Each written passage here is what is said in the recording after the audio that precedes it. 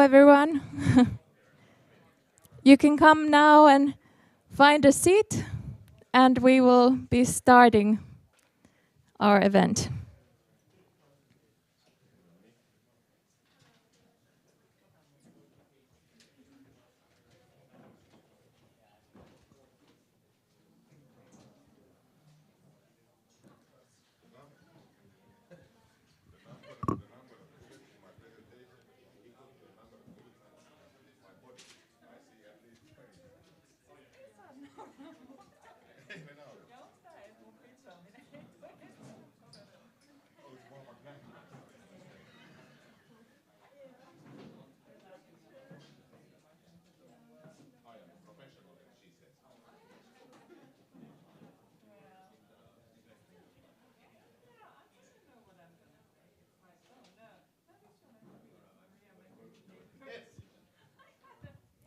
Okay, let's start. Yes, so I'm sure we all have been shaken by the situation, the war and the violence in Ukraine. And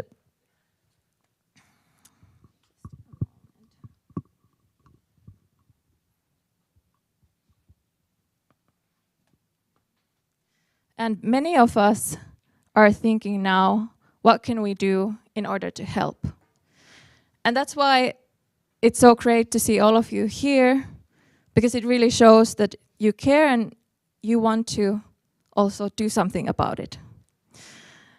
I'm Nuppu, co-founder of Invaders, and one of our missions in Invaders has always been to bring together people from peace building, creative and tech industries. Because we believe that if we collaborate and combine our skills and resources, only then we can actually come up with extraordinary solutions. And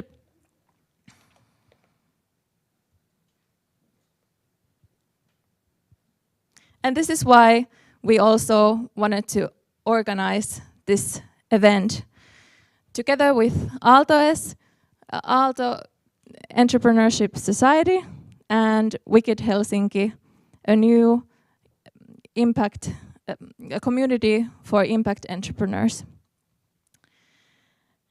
And we wanted to organize this event so we can come together to ideate new solutions with peace building and Peacetech experts. New solutions for conflict resolution, for different conflicts, and first of all, we want to focus on the situation in Ukraine. But we want to challenge you also to think broader. Think also a little bit bigger. How could we use the solutions we come up with also in other conflicts around the world? Because this is not going to be the last conflict we face. Conflict is a very natural part of human nature. But the key is just how do we prevent the conflicts in escalating into violence and war? And today, we're gonna have peace building experts and Peacetech experts share about what are we actually talking about. And in the end, we're gonna also have an Ukrainian Peacetech expert here to share us an Ukrainian point of view. And in the end of the event, we're also going to spend time to actually ideate actual possible solutions for Ukraine. But let's start with a video keynote from William Ury. He's a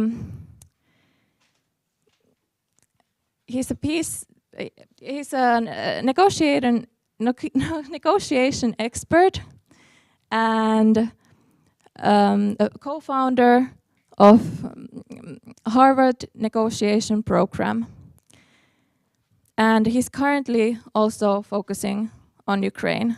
And he sent us this message.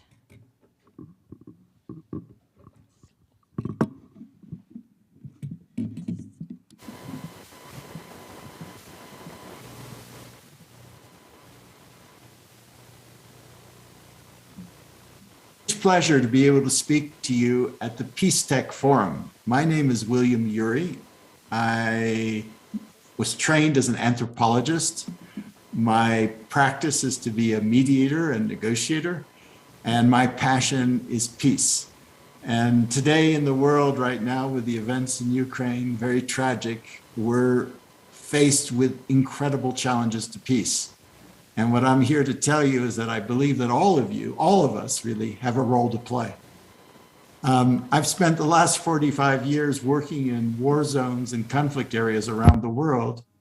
And the one thing I can tell you is it's really hard work, and the impossible can become possible. Why? I've seen it with my own eyes. I worked in the 80s in the ending of the Cold War, which everyone thought was impossible. They thought the Berlin Wall was going to be there forever. The Berlin Wall came down. That relationship was transformed.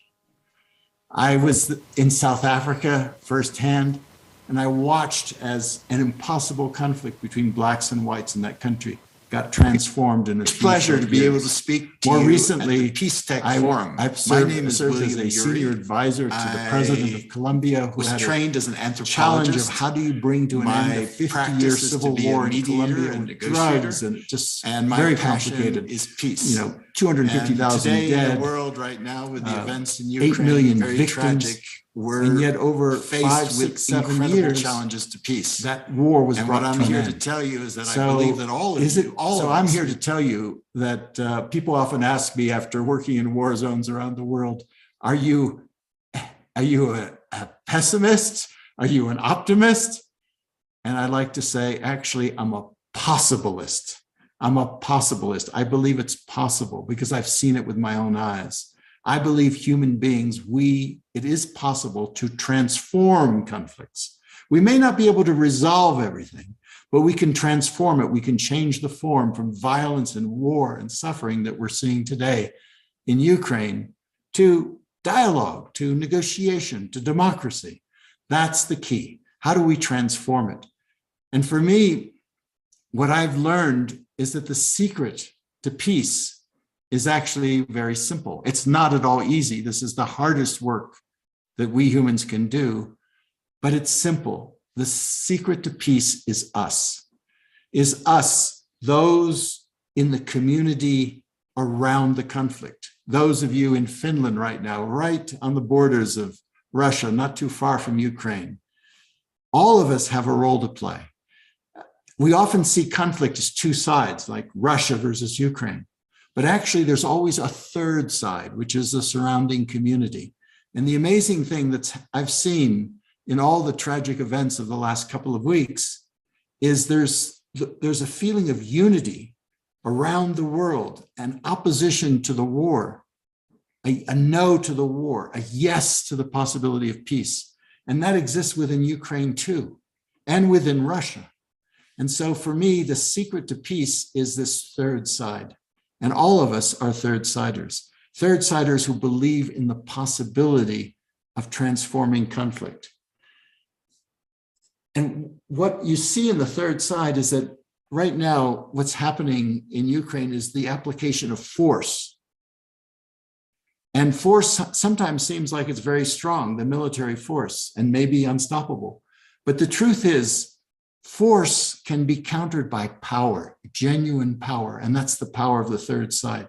The voices of all the things that are going on in the world today to try to stop the war and transform it back into negotiation and dialogue. There are better ways to deal with this. I can tell you as a student of negotiation, that there are possibilities right now. There are possibilities. Things look very dark, but there are possible ways out of this situation. It's not an impossible situation. After all, Finland, you have the experience of having had a war and having figured out a way to balance, to be a bridge country. Ukraine also has that possibility in a different way, perhaps, but Ukraine can learn from Finland. So you have a lot to offer. And what the third side does, most of all, I would say, it, just to use a biological metaphor, it swarms the conflict. The third side surrounds the conflict, and it swarms it like a group of birds heading off a hawk that's trying to attack their nest. You come in numbers, and that's what I think you can do at Peacetech. Whatever you can do is to help swarm the conflict. And there are any number of roles you can play. You can help the people who are suffering in Ukraine, the refugees and the people who are suffering. You can help the people in Russia who are suffering.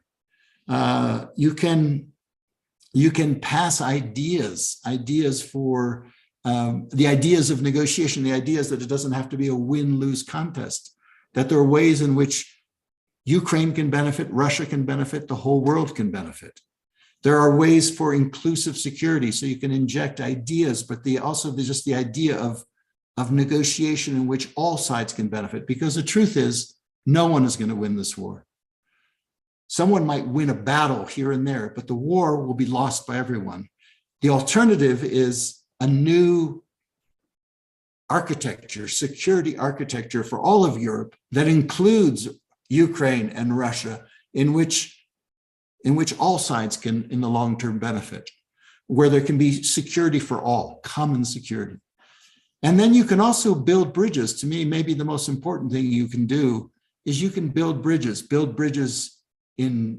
the people in Ukraine, build bridges to people in Russia, those who are your peers, who might also be Peacetech, to build that movement, to basically create a force, a power that is so strong that it creates, the third side creates a kind of container within which even the most difficult conflicts can be transformed.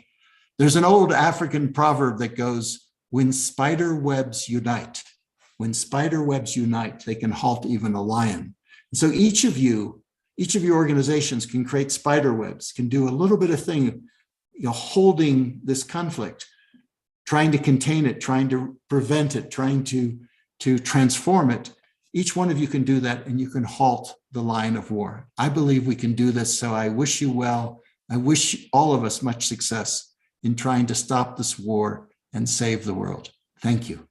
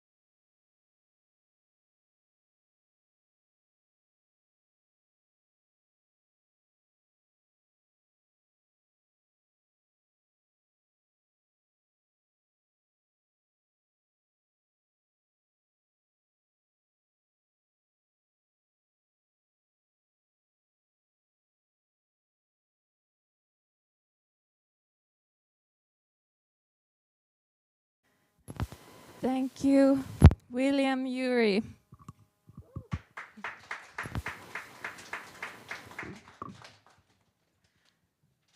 Yeah, I think this is a good start for our day.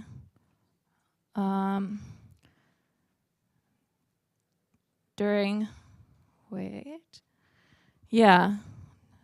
the dark times that we are facing now, to have a little bit optimism that maybe something could happen also. Yeah, maybe we can have a change, make a change. And next, we're gonna have Maria Mekri come from Safer Globe and share more about peace building today.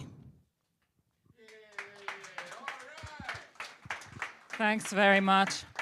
Aape has been, does this work? Yeah, Aape has been making fun of my very high-tech, low-tech piece of paper. And we've just moved, our office has just moved. This is the first piece of paper I printed. It's not so great. So I actually think that we should maybe just end this event here, because William was great, and whatever else we're going to say is just going to be not as great. So let's keep William's kind of positive outlook in mind as I kind of offer a different kind of a perspective. So my name is Maria Mekri. I'm the executive director of Safer Globe, which is a Finnish think tank on peace and security. We have some fantastic techie doves of peace over there as postcards. You're very welcome to take them. My personal background is in international relations, also in peace building, peace mediation, conflict resolution, and then I also run this organization, so business too. And 2019 to 2020, I was the innovation lead for the thematic lead for peace and security for the United Nations Technological Innovation Lab. So and I think I'm the grand old lady of peace tech in Finland. I don't know, what's the grand dame, however you say that. But we started doing peace tech already in 2014. So that was kind of cool. So the situation, if we think about the two huge challenges for humankind, there are actually two existential. I know William was so much nicer. I start with like all the crap in the world. But basically what we have is we have two huge challenges that challenge us as humankind. One is climate change. We know an awful lot about climate change. And the other is conflict and fragility, which we know a lot less about. The conflict and fragility means that we're basically in many ways less able to get our act together as humankind. Through warring with one another, through individual level conflict, it means that we are much less able to deal with huge existential challenges like climate change. And so the two work together. The more conflict there is, the less able we're to deal with other challenges. And they kind of drive one another. The situation in Ukraine and Europe is extremely, it's horrendous. Maybe that's the horrendous, tragic, whatever you want to call it. The situation in Ukraine is absolutely direly awful. There's no kind of sugarcoating it or saying it in any other way, except that it is a war unlike we have seen in Europe since the Second World War. It is a war of aggression. It is against all international law, and it is horrendous. What war does is that it's like throwing a stone in water. So what we often see is we see the tanks, we see what's happening in the front lines, we see the military strategy. But just like throwing a stone in water, the ripples of conflict, of war, they go far and wide. War destroys people, it destroys infrastructure, it destroys societal systems, it destroys in international relations we call referent levels, so the state, the community, so on. War is destruction and it destroys in all of these different levels.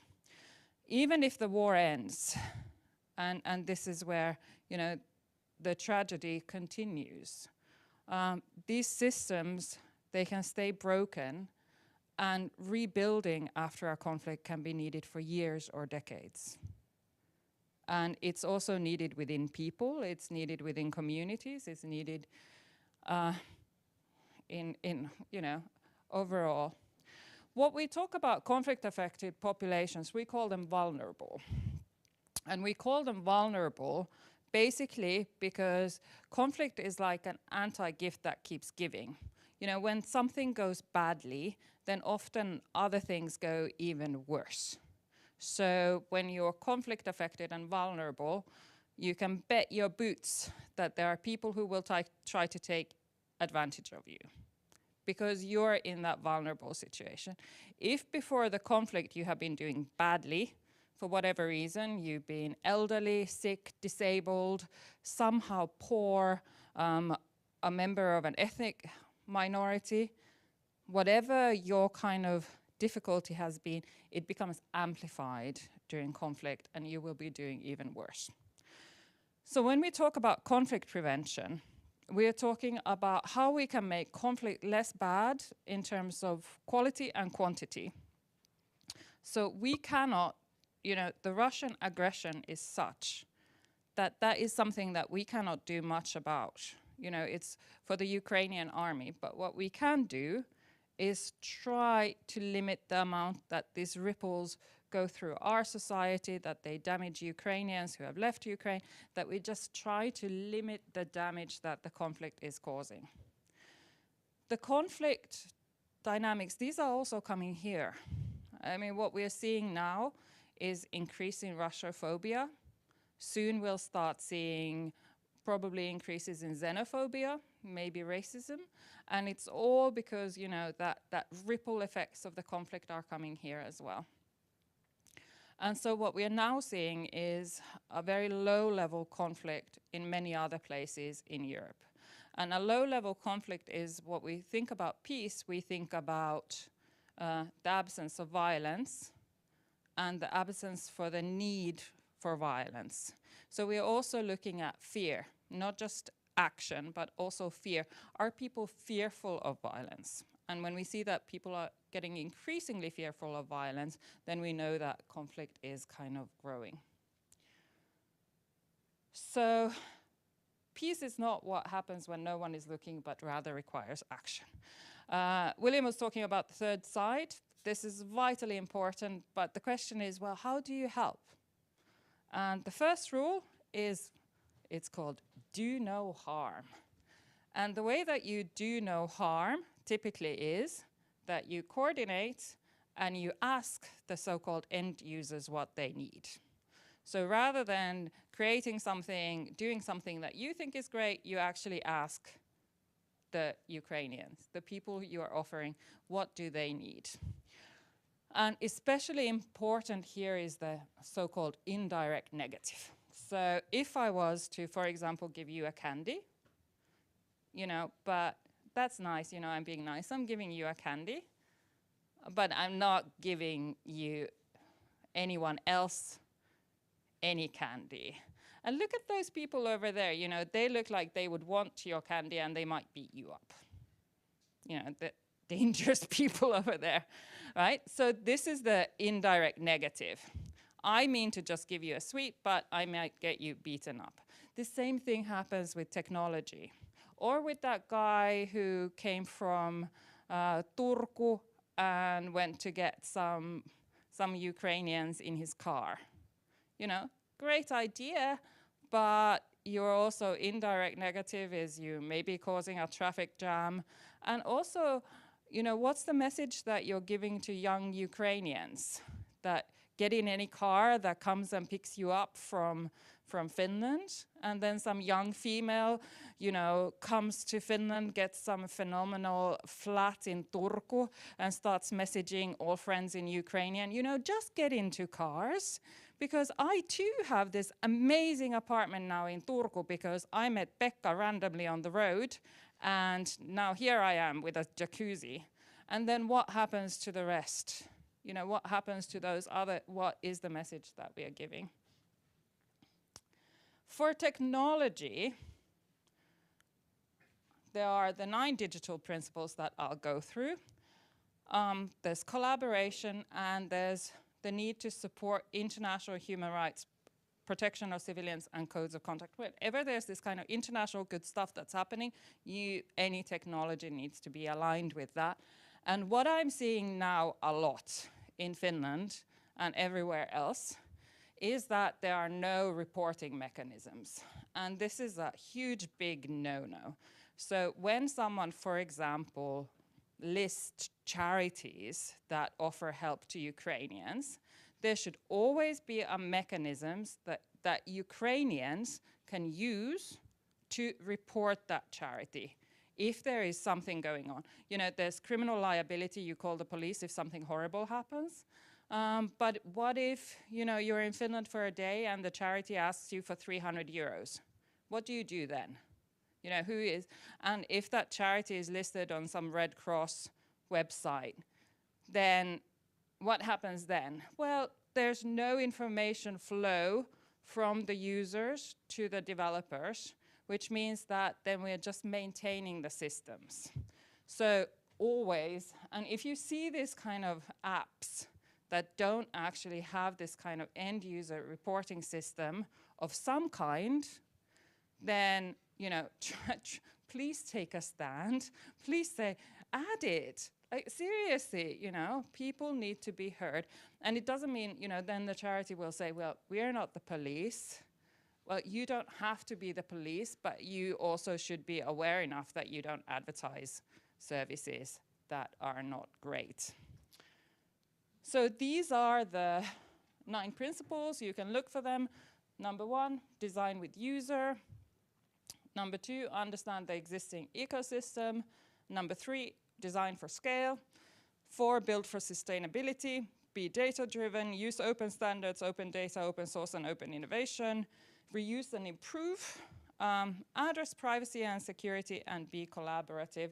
And also another thing that I'm now noticing is that a lot of apps are collecting personal data from refugees from Ukraine and creating personal data storage systems with no idea that it is personal data, it needs to be secured, and those who are inputting the data should be able to delete it or modify it.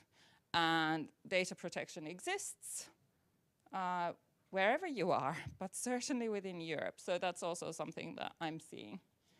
And then, but there is a lot of need for techies, basically. You know, all traditional actors, including me, you know, we're too small and we lack skills. You know, this is the piece of paper we have, and this is the kind of, you know, these are the PowerPoints we make, right? You know, we are not startup scene people. We don't know what we're doing. But if someone is interested in supporting us, one of the things that we made already in 2014 is a conflict sensitivity tool, which is for companies and organizations to actually look at how well they're planning to at least not do harm. This is something that we would very much like to update and translate and make into a spiffy, cool thing. This also is kind of what is peace comprised of. And then I'll show you another thing. This is the Ukrainians in Finland website. This is how they are currently asking for help. So they have a link, they have 2 links, and these links open Google Docs. And that's the amount of technology that they are actually able to use at the moment. So there is a lot of need for development. You know, how do you do this better than this? And can the technology sector, can you support amazing organizations like the Ukrainians in Finland who clearly need support in creating a better coordination donation tool than the 2 Google Docs, which I'm just letting that float out there. That's it for me. Thank you very much.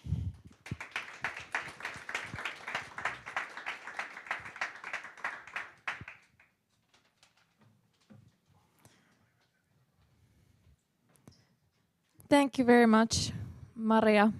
I think that was very important for us, like many practical things that we need to know, especially like if we want to start developing and ideating actual solutions. So we do have to. We don't need only the optimism and like, yay, let's do this. We need to also know what we're doing. And that's why it's important to listen to the people who actually have been doing this for years.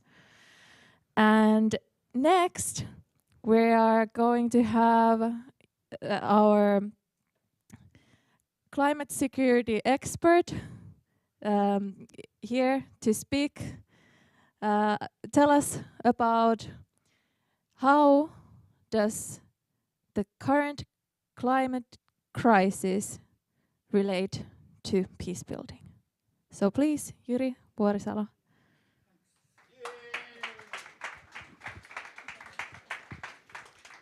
Thank you very much to come here. And if Maria's message was do no harm, my message is leave no one behind. And my background is in climate security and environmental security work.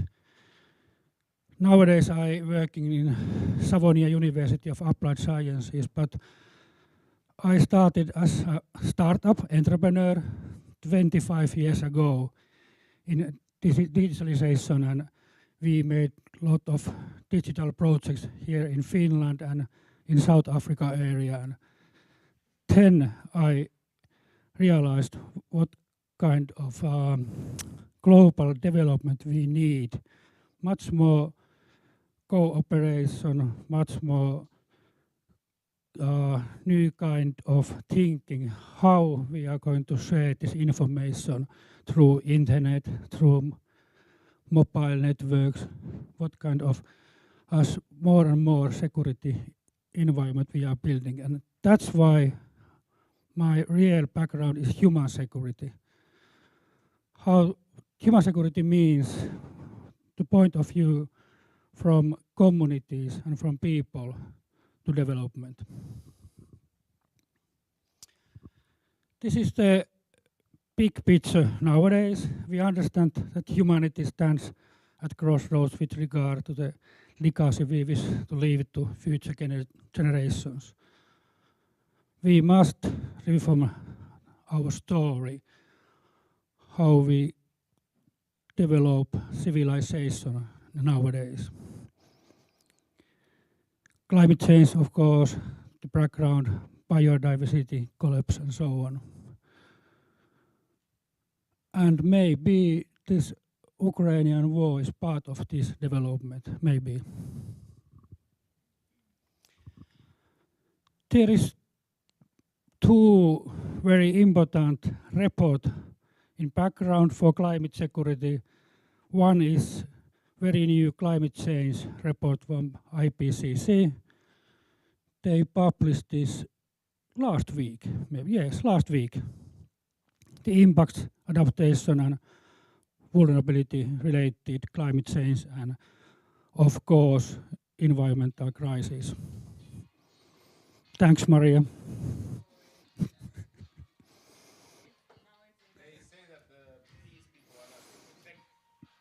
This is Peacetech.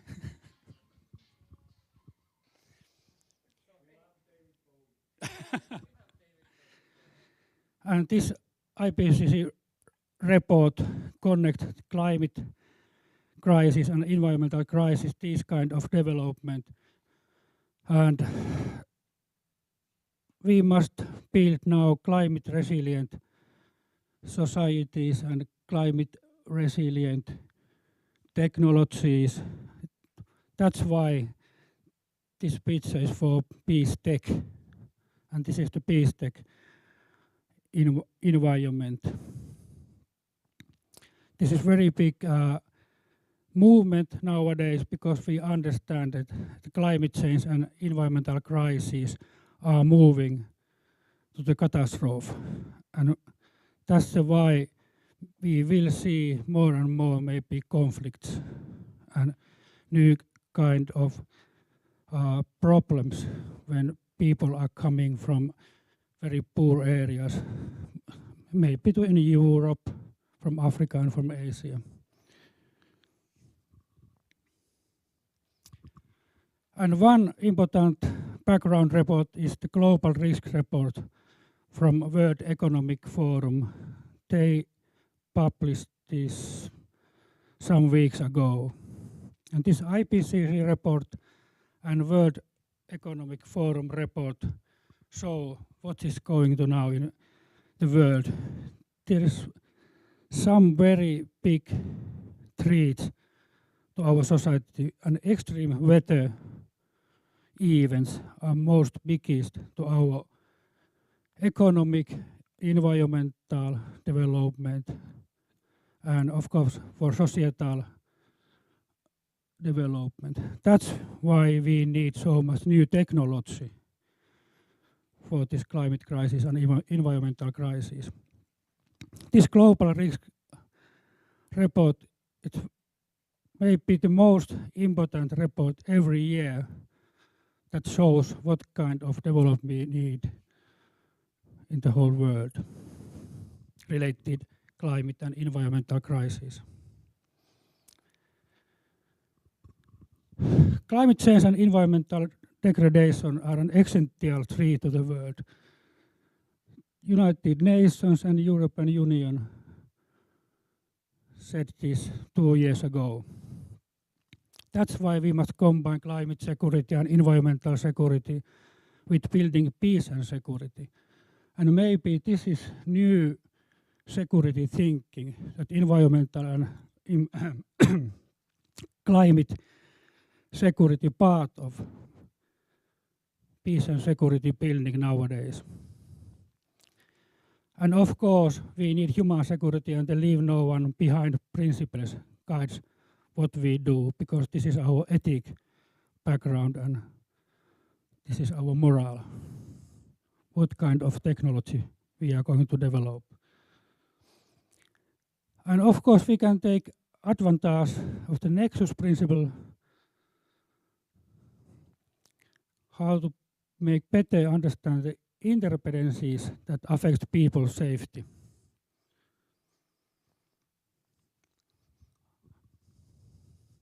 There is two big nexus development nowadays. First, triple nexus refers to interlinkages between humanitarian development and peace actors. And Maria is our professional in Finland. What is triple nexus? That's environment, how different actors from humanitarian development and peace world made new kind of peace and security work. At the same time, we have this very big program from United Nations Agenda 2030, Sustainable Development Goals. And of course, there is our own nexus thinking, bio-nexus. What kind of linking we must build between forest, water, food and energy. Of course, these are related health and so on. And the solution is how we connect these two nexus worlds. Climate and environmental security connect the two nexus.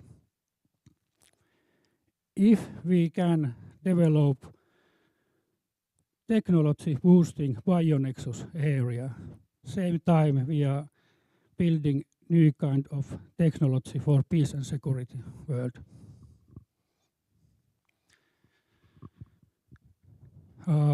There is maybe very important office in the world, Climate Technology Center under the United Nations.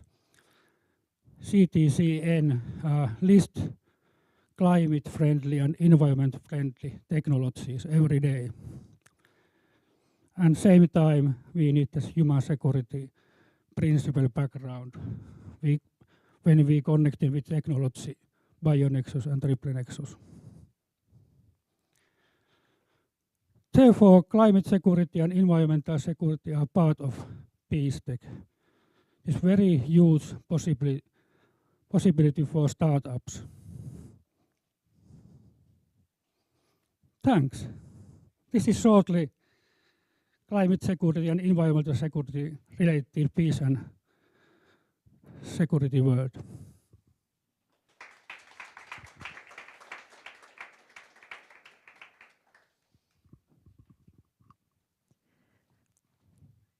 Thank you very much, Juri. I think it's really important for us to, I think it's to know all this, how peace building actually connects to climate crisis. People don't talk about it so much, and it's very much connected. And it's something that we can also think about as we think of solutions. And next, we're going to have here our Peacetech expert, founder of Funzi, Aape Pohjavirta. And he's gonna tell us more about Peacetech, I assume. Yeah, thanks. So, thank you. No applause needed. Some of my background, I have been working with digital media services since the late 80s. And I went to school when I was a young kid, a child, actually, here really close by, to the German school in Helsinki. It was in the 70s when I started going there and the world was split. Europe was split. There was the communist Soviet Union. Finland was somewhere in the middle. And then, you know, there was the Western Bloc. When I went to the German school as a Finn, I had had absolutely nothing to do with the Second World War. When I graduated from my school, from our school, in 1987, the system had created someone within me who was educated and trained to the last cell in my body to fight racism, conflict, and war. The mechanism for that was that we were given a concept called Mitschuld. We were responsible. We were the ones who carried the blame for everything that happened in the Second World War.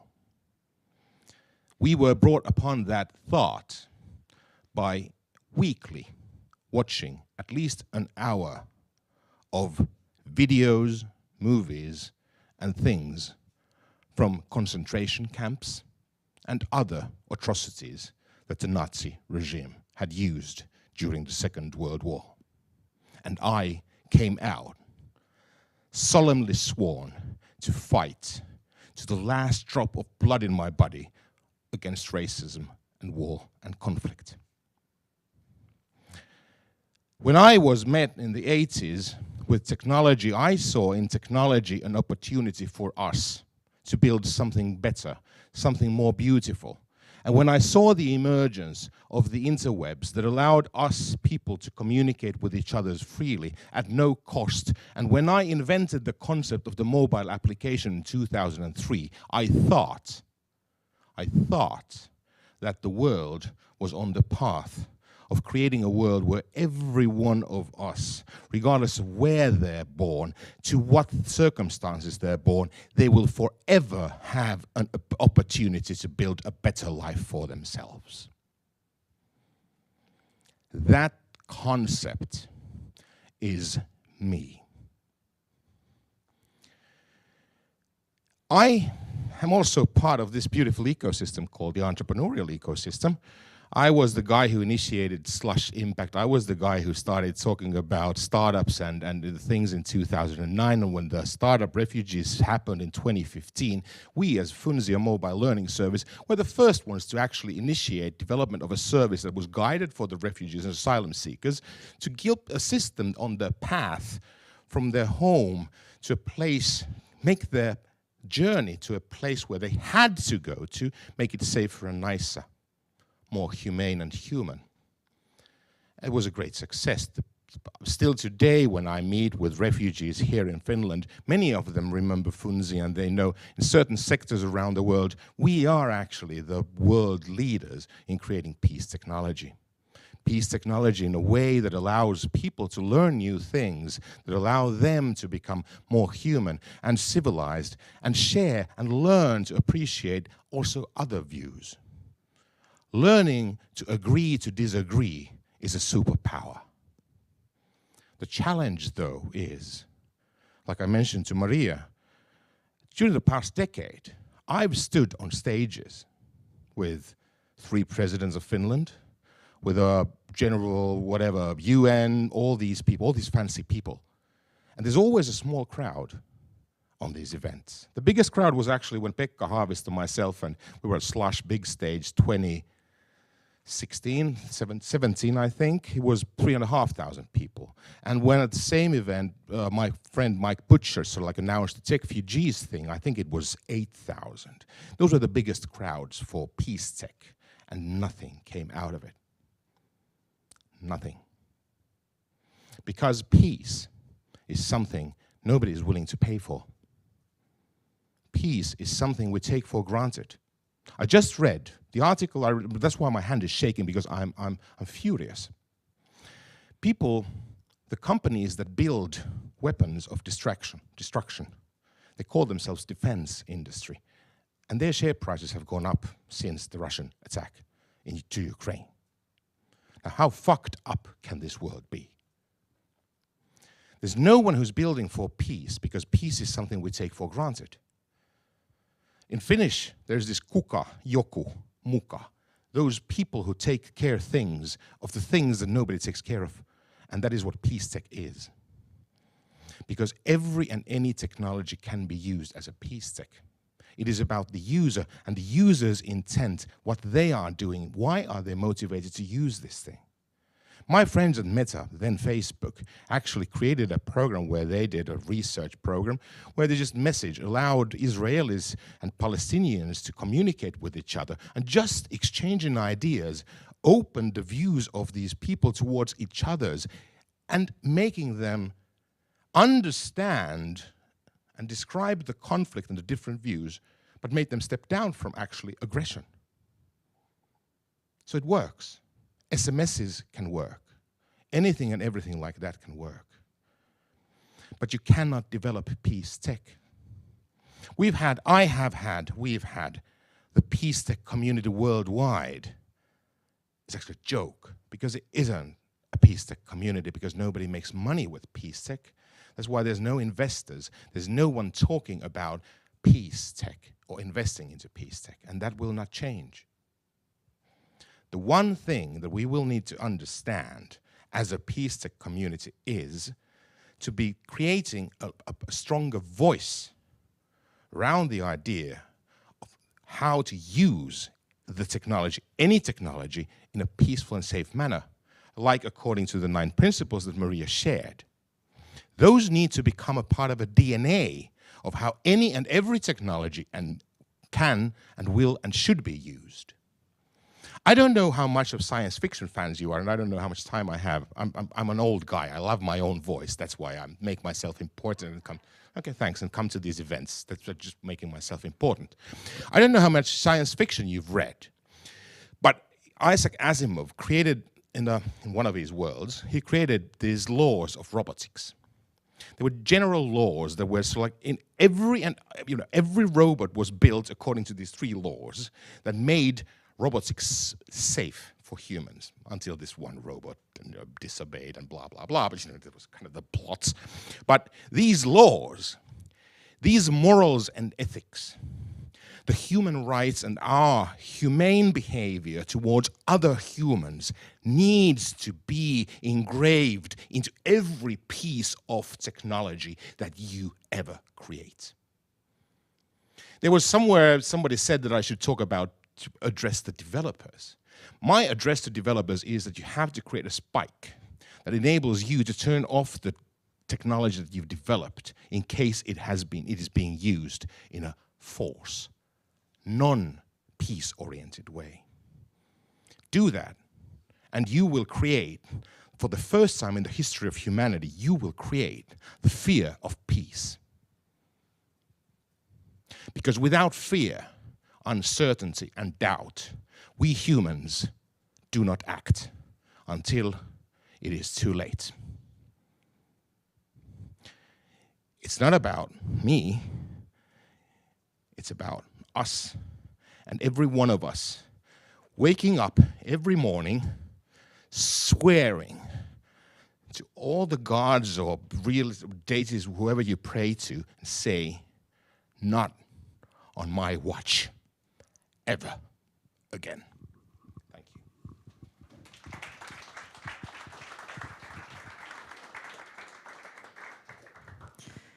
Thank you so much, Aape. I think, yeah, we could listen for longer also. Let's do a round two at some point if needed. Next, we're going to have our Ukrainian Peacetech visual expert, and she's currently a researcher at Tampere University, and she's coming now to give us an Ukrainian perspective on the situation. Please welcome Lisa Klupchenko. Thank you very much, and thank you, and thank you for having me here. So my task for tonight is to introduce you to a few examples of how technologies have been used in Ukraine for the last 16 days. To me, it kind of looks like just one day in my experience of this horribility, but it's day number 16.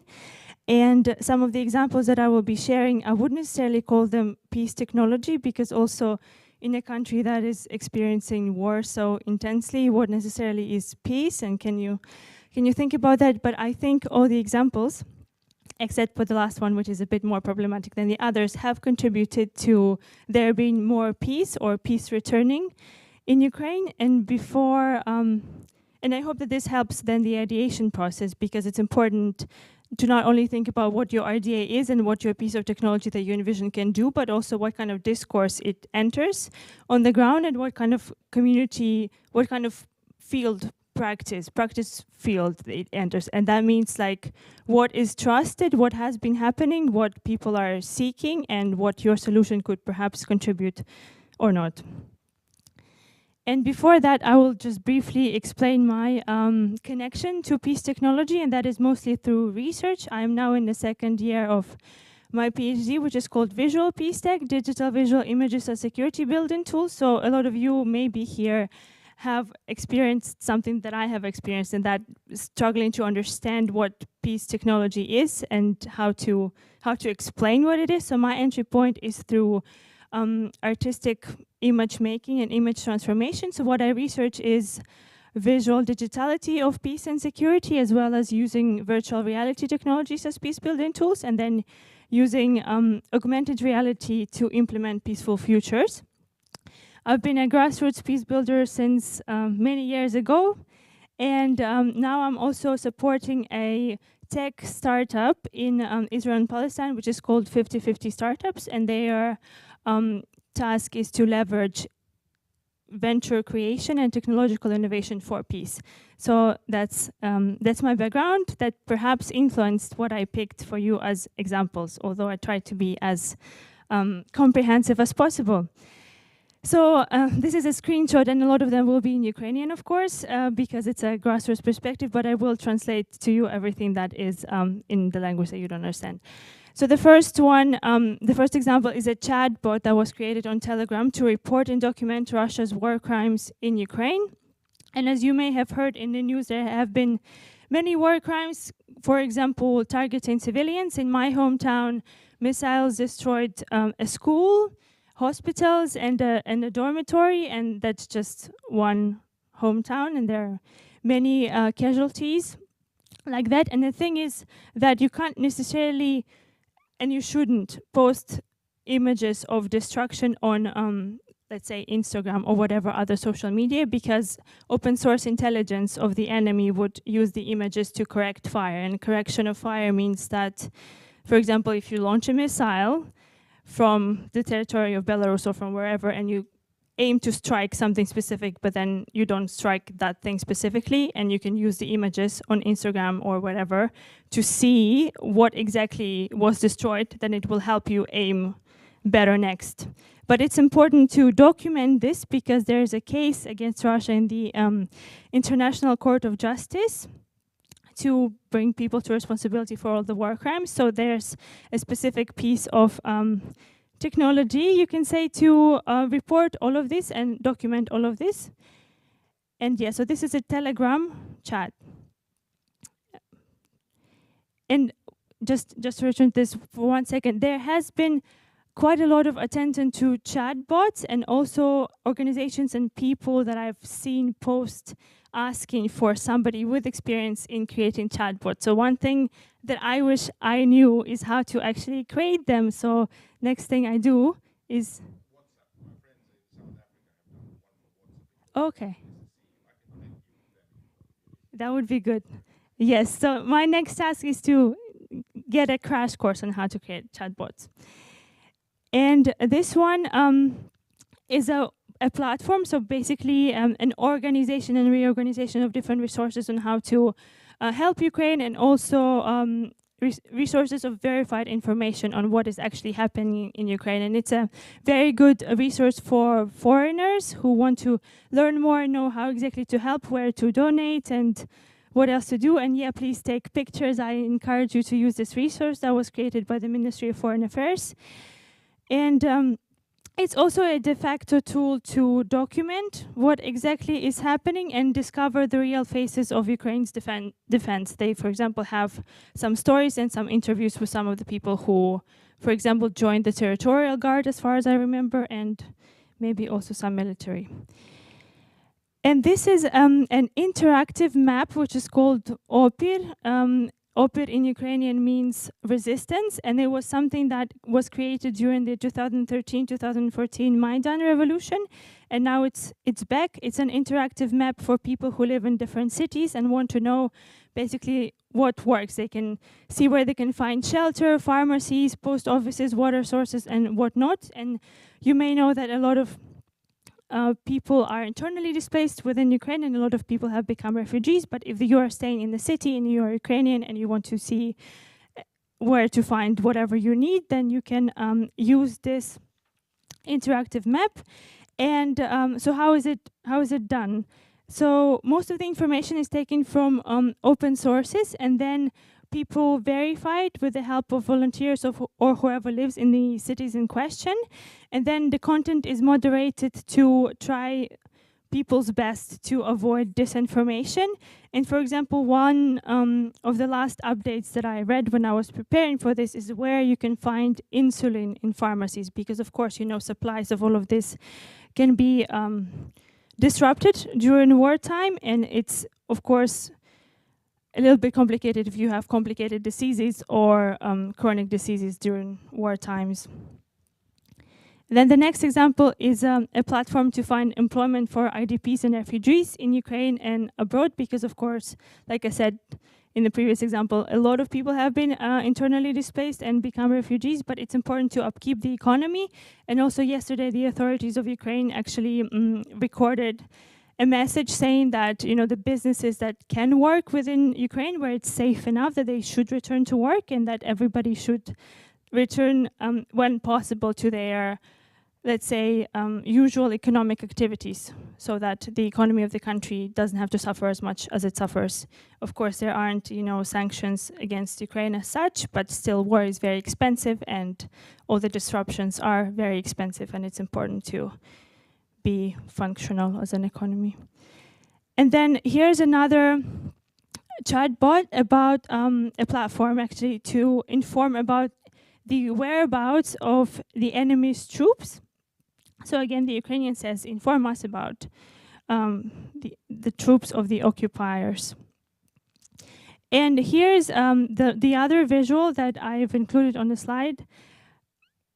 Kind of explains how the Russian troops have been violating humanitarian law. So basically, they can cover up the markings on their tanks or whatever to pretend that they're not a Russian tank, for example. So they would also put a flag, and it's important to report where these troops are. For example, if you're in a village and you see Russian troops approaching, then you should report that in as much detail as you can before they either start military offense or before they try to pretend that they are not Russians.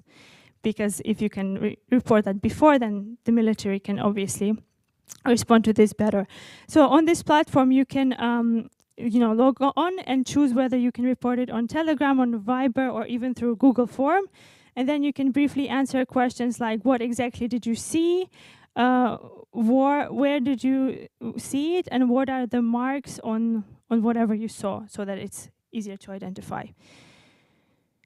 And then here's an example of IT army, so-called, of Ukraine. And the post here from Instagram Ministry of Digital Transformation of Ukraine. So they said, join the IT army of Ukraine. And they were looking for specialists like developers, cybersecurity specialists, designers, copywriters, and marketing people to join the army. And again, you also log on this Telegram platform, and then you can figure out what the tasks are and join whatever you need to join. And I didn't think that would be safe enough to actually log on and tell you what they're looking for.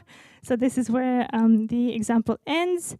And this is an app for air danger sirens. So whenever the Ukrainian side detects a danger of missiles, there's an app and other types of notifying people that there's an air danger and that people should seek shelter, either a bomb shelter, or you may have seen pictures of people spending nights basically in metro stations or in basements of their homes.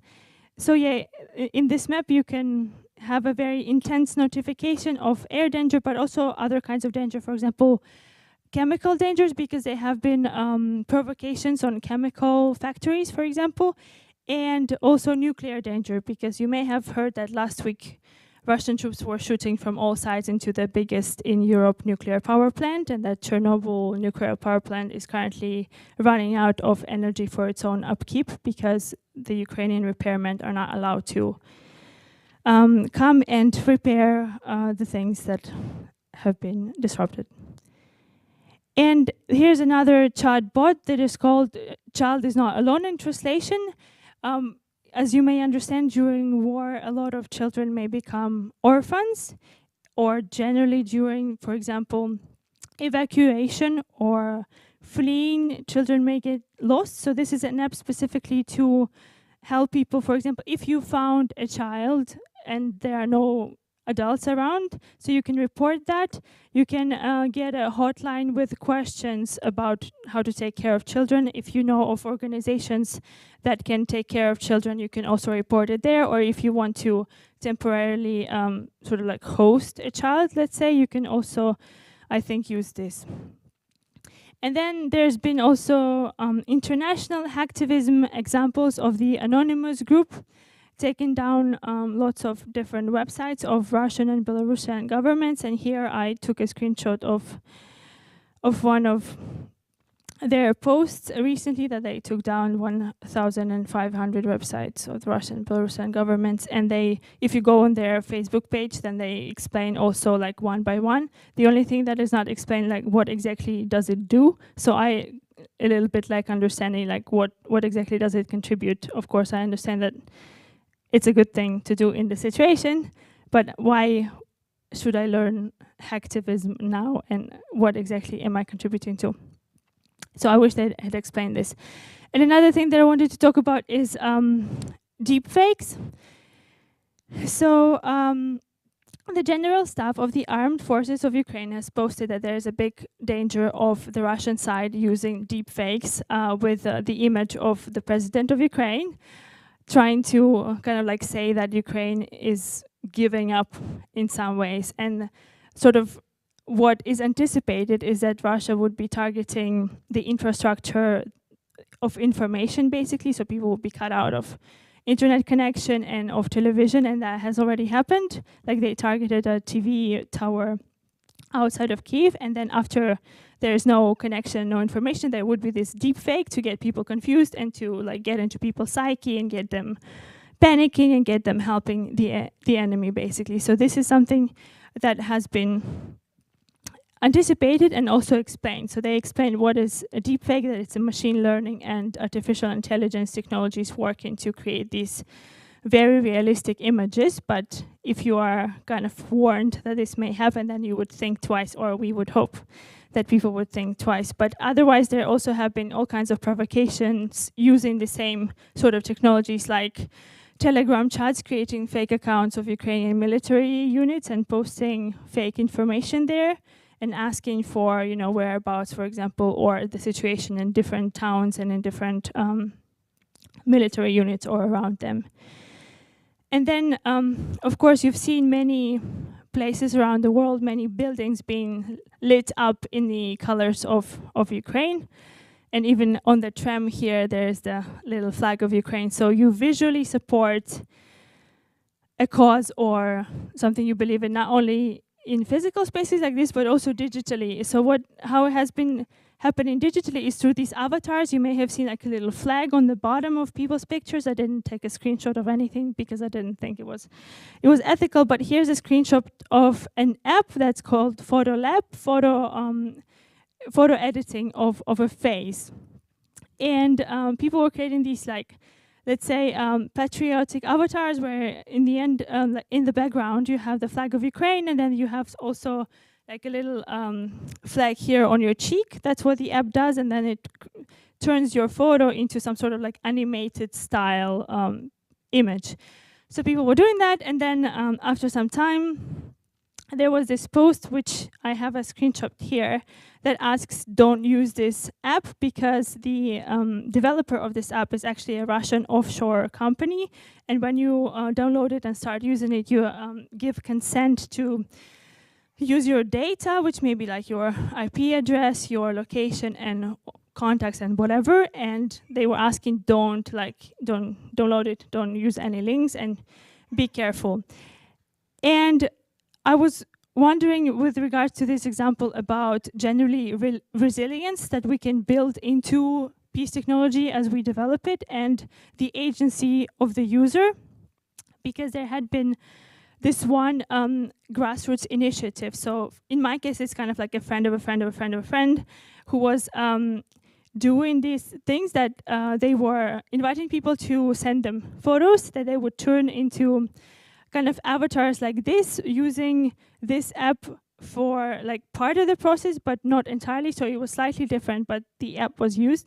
And then for having your photo turned into a patriotic picture like this, you would send a donation to this person, and they would donate it to the armed forces of Ukraine. So in a sense that, in my view, that person then kind of like used this piece of technology that perhaps was meant to harm Ukrainians to actually help the armed forces of Ukraine. So it's kind of like, how do you decide, and how do you know what's right in the end? And the thing is that maybe every or most pieces of technology can be somehow hacked, or can be, you know, in the hands of somebody who doesn't mean well. And how do you then correct things? How do you get back on track? And I think that person did a good job in the end with that. I don't know exactly how their initiative then developed and where it is now, and whether it's true about this app to begin with, because of course when you post a story on Instagram, then you don't put citations,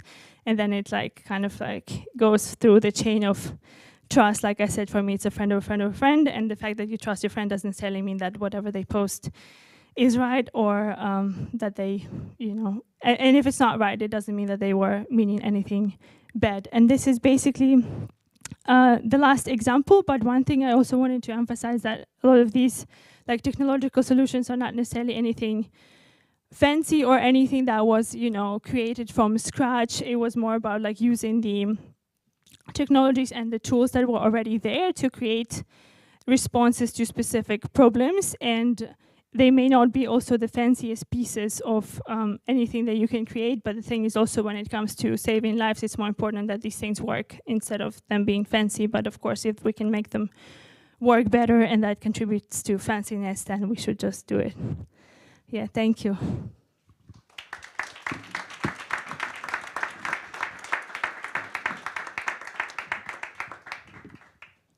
Thank you very much, Lisa. You could really give us a good insight on what's going on there right now. Okay, so I think right now we could actually improvise a question and answer session. So basically, well, that is if anyone has any questions. So I know at least like when we started to organize this event, we got some questions about, like partly some of the questions we got are, I think, have already been answered. But like one of the questions was about the definition of Peacetech. And I think Aape was talking about it a little bit, about how, yeah, like, but basically the question was that how can we be sure if something is Peacetech? Because it's really hard to get investors on board. And if someone actually would say, like, hey, we're doing this Peacetech initiative, how can we know that something is Peacetech? How can we know that it's actually a good initiative that we should support? So actually I'm asking this question, and which one of you would like to answer? You would like to answer, so please come, Maria, and answer this question. Great. I feel like the other speakers, I don't know, egging me on. Peace technology, there's different definitions, but Peacetech Labs talk about the strategic use of technology for peace. So in their idea, even radio can be peace technology. I would say that it's technology that's aimed to reduce conflict, either in duration, reduce violence and conflict. And how do we know? Well, in some ways we don't. However, it's not necessarily rocket science. I mean, when I was working in the UN, I had tens of technologies being pitched to me that would change, you know, peace technologies. And one of them, for example, was this great idea to solve the Nigerian conflict between agriculturalist and pastoral populations. And the idea was that they would have this phenomenal app where the farmers could, when they saw someone, a pastoralist, you know, some shepherd with cows in their land, because water is a big thing, they could press the app button and there would be a drone. And then the drone would go around the shepherd, filming them, you know, trespassing on my land. And I said, how do you think this reduces violence? Don't you think that people will be really pissed off if they have, you know, drones coming after them when they're just trying to look after their cows? And it was like, didn't really get it. And that's not peace technology, basically, you know? If you haven't created with the user in mind, if you're not thinking about do no harm or kind of this possibility of dual use, and if you're not thinking about the context, you know, where are you using it? What is happening there? You know, in Ukraine, we have a really interesting country in many ways, but one really amazing thing about Ukraine is that it is technologically super advanced, right? So we're talking about a kind of a powerhouse of digital technologies. So that's something that we need to take into consideration with Ukraine. And then, you know, work. All of these good things that you have in the innovation, like, you know, have iterations.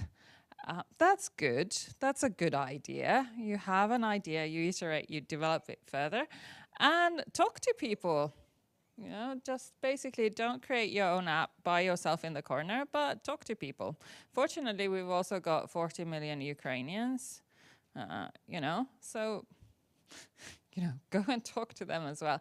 And the same applies for all peace technologies. Thank you.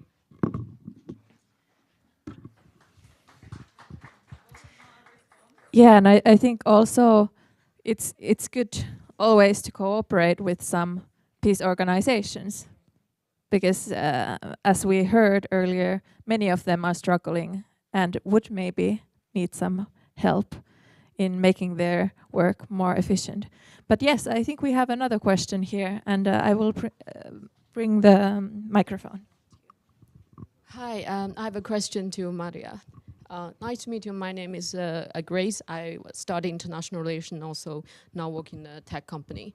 I always have this question because once you're considered peace, sometimes if you take a stand like I support this or that, can shifting the conflict to peace. But sometimes we have to stand being neutral, because a lot of political conflict or military conflicts, you can't really analyze who is right or wrong, and a lot of third party, you have to stand in middle. So in this case, what are these organizations or the local societies can do if you have to stand in the middle? As I can see that people are now working on the humanitarian aid, that's one good direction, that we focus on the people, because people are the one who's suffering the most from the conflicts, from the war. We can focus on that, but what are the other things we can do beside this humanitarian crisis? What do you think? Thank you very much. And especially apply for technology. Yes, like as I can see, a lot of technology company like Airbnb, or they're using like current platform, using their already solutions to help the people in Ukraine. But like, how you think about some creative solutions for this? Thank you.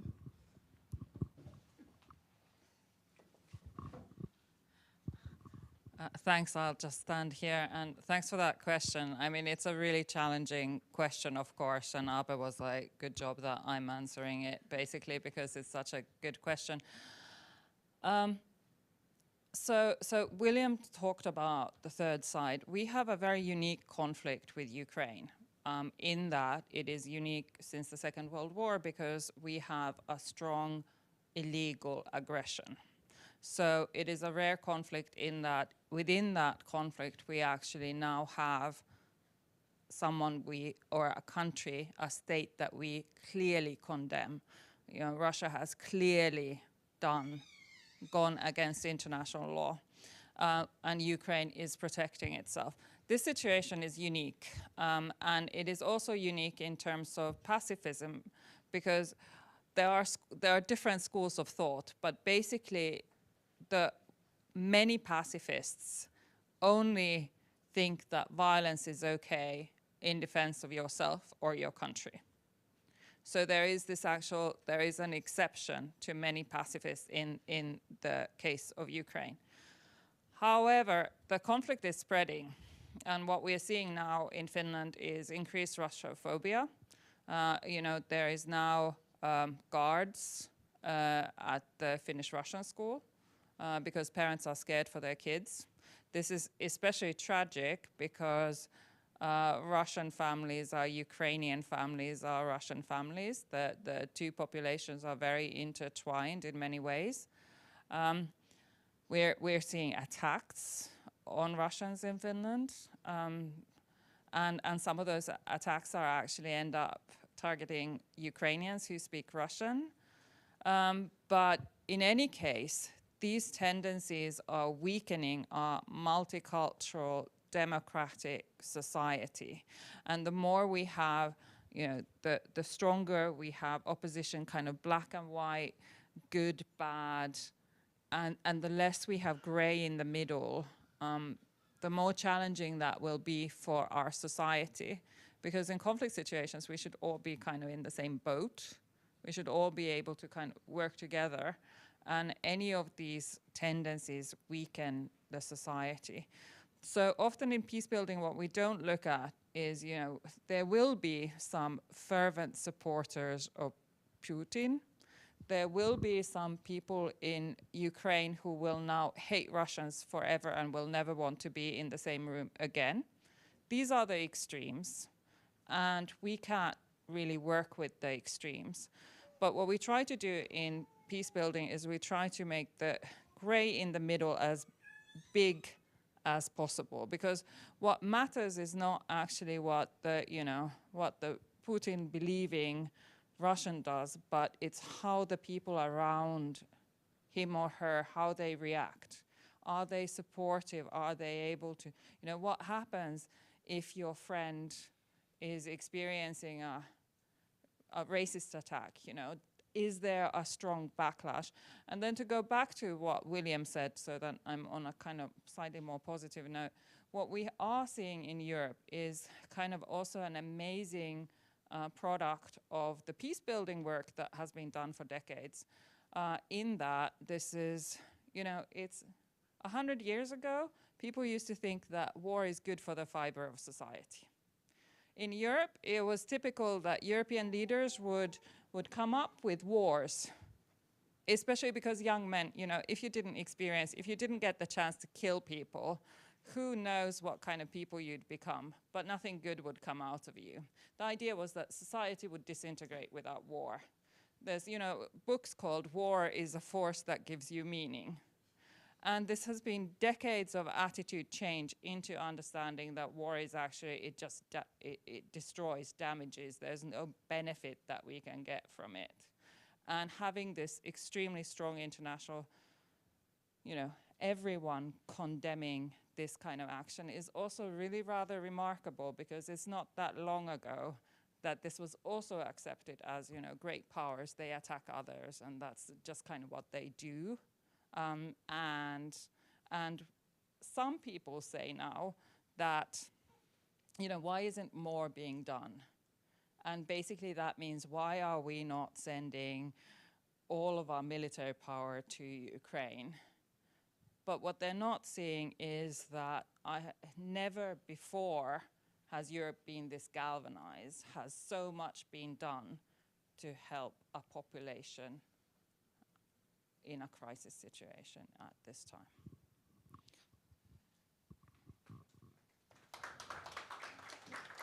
Thank you, Maria. Any other questions?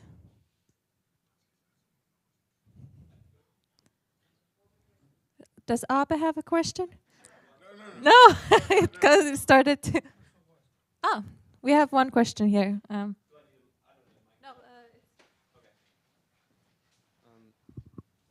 Anyone can feel free to grab this one. My name's Verneri. You touched a little bit on the polarization, Maria, and how that is kind of destroying, or is a risk to the fabric of society. So are there any good examples of using like decentralized technologies or these types of things to help come to a consensus?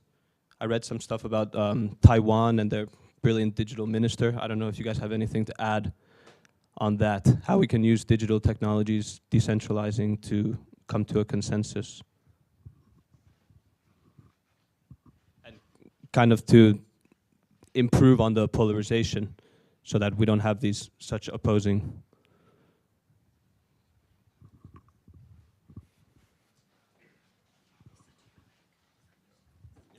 Okay, thanks. I'm trying to be positive.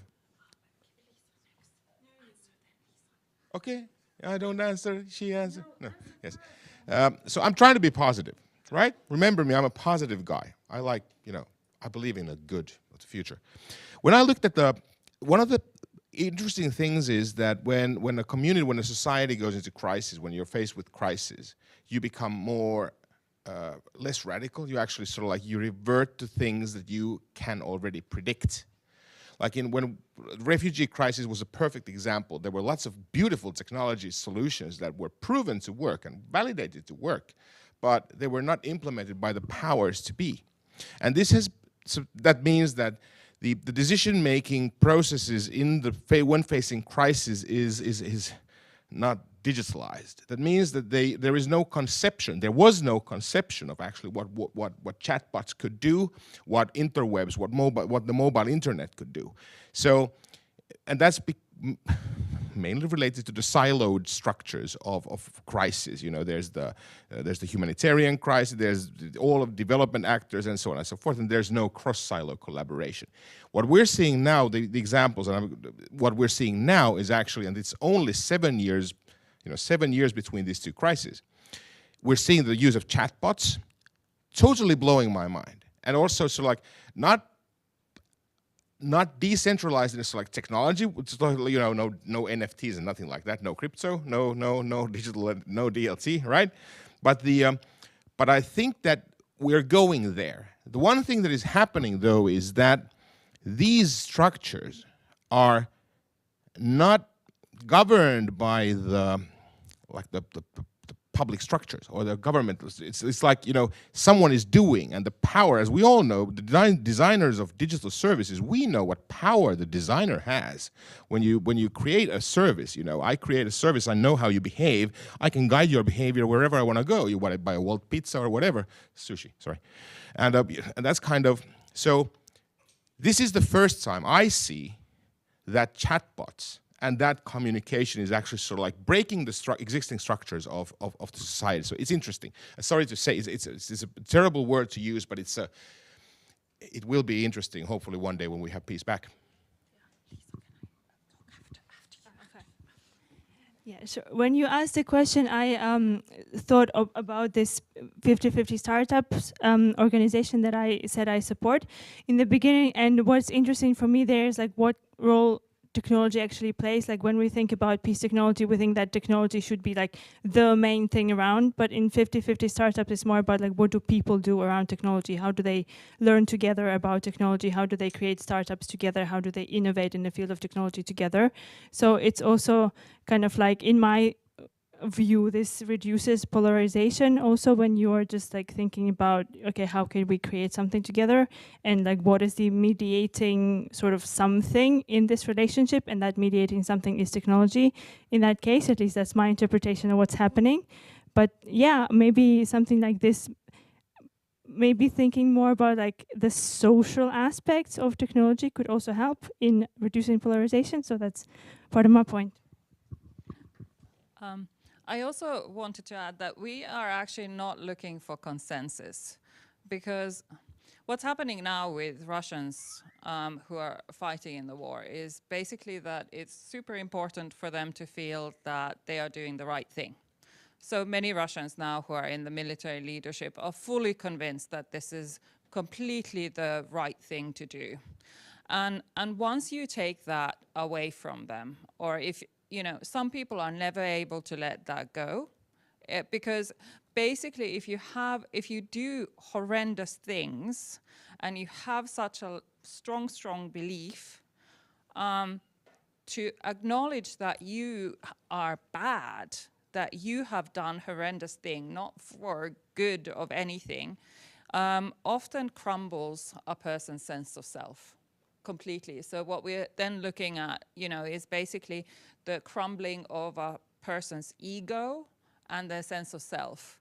And that is basically psychological disintegration. And many people are never able to do that. You know, we saw this in Germany with Nazis. You know, they were shown so many pictures, they knew so much, and they were never able to acknowledge that they were in the wrong.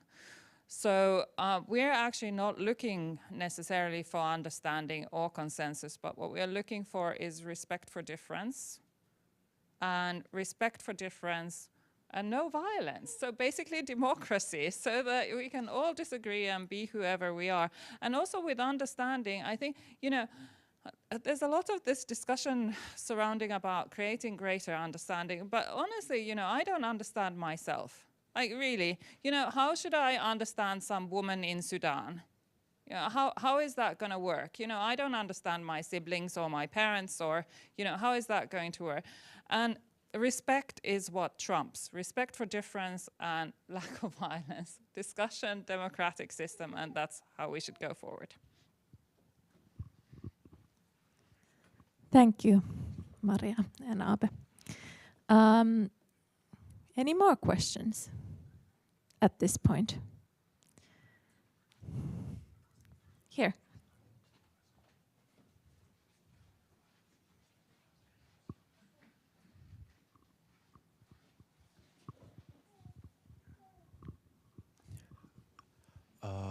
Hello, I'm Alexei, and thank you to everyone for the great presentations.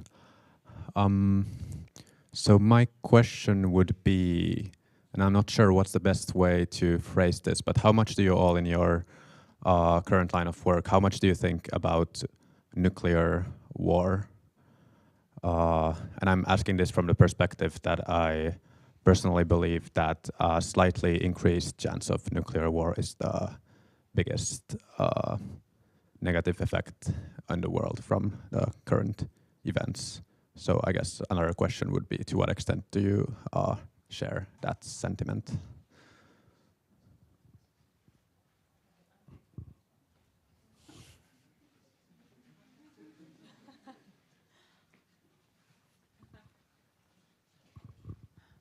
Hi, I'm taking this one because we are also we are the Finnish, Safer Globe is the Finnish member of the European Union Non-Proliferation and Disarmament Consortium, so I annually go to meetings on nuclear weapons. Before this year, I absolutely tried never to talk about nuclear weapons. Because what happened when there were tests in Korea was that basically the international discussion went like this. We have never had such a dangerous situation as we have now. Nuclear apocalypse is upon us. And if we look at Nuclear Non-Proliferation Treaty, Article 5.2.z, we could add an additional comma to it, and then it would thus strengthen the "and" clause. And you just like listen to it, and you're just like, okay, you know, what can we do about it? But one thing that's clearly happening is that nuclear prohibiting what we talked about in the past was nuclear non-proliferation, just that we don't want more nuclear weapons. I think now we're starting to need to start talking about banning nuclear weapons, that we would actually get rid of this old idea of having a kind of a balance of terror. And especially Finland is thinking about joining NATO, which is full of countries with nuclear weapons, and Finland can become nuclear weapons complicit country. And then that thinking would be all the more important. But one important thing that you can all do when it comes to nuclear weapons is that you can actually start talking about responsible investment. And whether it's responsible investment to invest in nuclear weapons industries, and it is currently. So you can have ethical investments that invest in nuclear weapons industries, because actually nuclear weapons, you know, they're not just nukes, but they're huge bases with industries and cooling systems and amazingly lots and lots of things. So if you want to talk about nuclear prohibition, you know, start looking at, there's the don't bank on the nuke, but a really good move would be that actually it would be recognized that investing in our mutual destructive capabilities is a bad move, and perhaps our banks shouldn't be doing it quite so readily. Thank you. Do we have any more questions?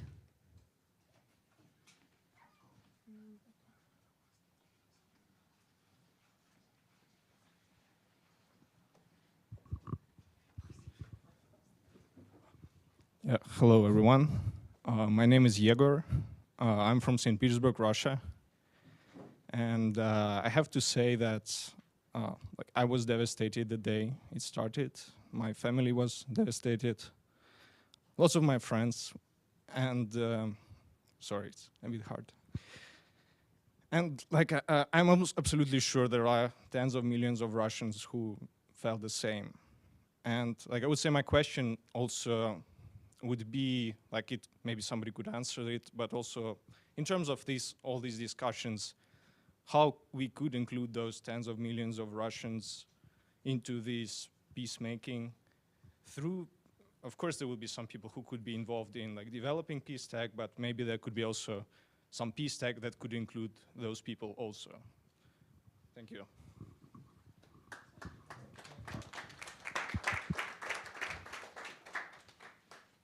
Thank you. It's really great to have a Russian perspective. Yes. Can I continue then? Okay, you can.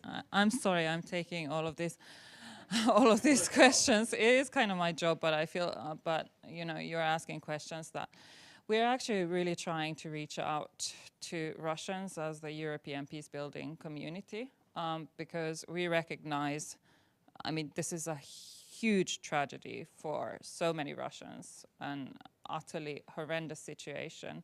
What's always what you see you know, you look at the people who are deciding and you look at their gray hairs, and there's such a huge cultural difference between, I don't know, Russians, the international Russians that we know and love, and whatever's going on in that cabinet. It's like, it is a remarkable difference. And I think what we have seen now, which is truly, I think, also one of those things that is amazing, is how strongly Russians have said that they want peace, even when they're looking at jail time. You know, these are people who are putting their lives on the line, and that kind of bravery is you know, that's true bravery. There's nothing that can be said about that more, except that is just admirable and amazing. And I think what will hopefully start happening is that these kind of communities of Russians, once the situation, we don't know what the situation is in Russia, but we will be able to collaborate more. And I think what will be happening, clearly, is also that we will be getting, that more Russians will be coming to Finland. Yeah, but certainly I think there's a strong force for peace in Russia. And every time I look at those pictures of people demonstrating, I just think, you know, it is truly brave and admirable. And in terms of the attitudes in Finland, what we are saying is, you know, the Russian system is one thing and Russians are another. And that, I think, we must all kind of, you know, the Russian Putin's, actually one Finn started to call Russia now Putin's Russia. You know, the state system, it's Putin's Russia, and that's different from, I don't know, our Russia. And I think that's a good way of thinking about it too. Yeah, first of all, it's great that you're here. I've obviously been somewhat engaged in this ecosystem. We also have in this ecosystem, our Finnish startup ecosystem, lots of Russians, people with Russian backgrounds. And it has been disturbing for me to understand how impotent and incompetent they feel themselves in this situation. There is a lot of shared fear, a lot of shared blame, a lot of shared shame, and a lot of things that cannot surface. We, as an ecosystem, Maria 01 and sort of like the Aaltoes, I think was also somewhat of the VCs, we decided that Maria 01 here is an open space. I don't know whether you know, but you should share the information. Maria 01 here is officially an open space for Ukrainians with a Ukrainian passport. You can enter this space, you can work here at no cost. All of the costs that may incur are compensated by our ecosystem. And we have tried to formulate the same towards our Russian friends, the Russian members of our ecosystem, because this crisis is not between the people. When I was young, I had her art teacher was a guy who had been dragged into a German U-boat when he was 17. And when he emerged from that U-boat, he was 19 years of age and the war had ended and they were outside Argentina. And he said that on that boat, the reason why they did not emerge was that the crew of that submarine had decided that they're Germans and not Nazis. And they were hiding because they were afraid the Nazis would have won the war. It's not your crisis, it is our crisis. You have to dare to make a decision, a statement. Because what I've learned is many people are brought to think that if you don't act, you cannot be blamed. But if you think of artificial intelligence and how we humans are, the decision not to do something is also an active decision. So if you feel bad, stand up. You're not alone. And we here, this ecosystem, support you with everything we have. Thank you. Thank you so much.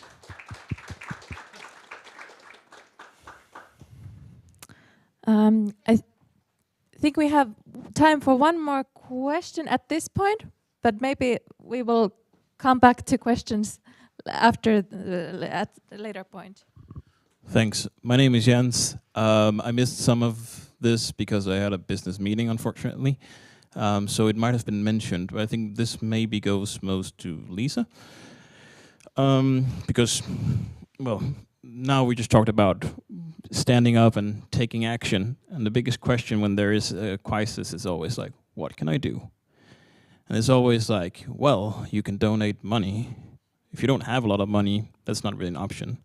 You can try and, like, for instance, well, if you're in Russia, if you protest, you get jailed, but you can also protest here, which people have done. But the question is, what can people actually do to help the situation, or also generally any crisis situation? For instance, you know, using their skills in a way, because it's always about money. It's very helpless in a way, because you don't feel like you can do anything unless you have a lot of money. And given the current situation with the inflation and everything, a lot of people are losing money as well. So I'm just curious to hear what actions can people actually take to make an impact, even if it's remotely.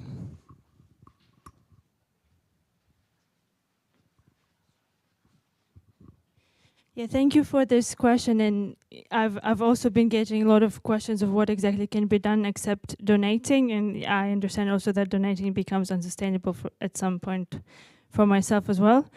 And in Helsinki and also in my hometown, we have opened points for humanitarian help, where you can you know, also donate in-kind stuff, but at the same time volunteer to help cover how the humanitarian collection point works, because we need, for example, volunteers to actually like be there and accept donations and different sort of things like this. And I know that there had been a sign-up process here, and if it's allowed, I can even like send you links afterwards with if email addresses were collected somehow. I could send you links with these things in Helsinki and also these things in different towns around, and like maybe you can reach out and sign up for volunteering in these places.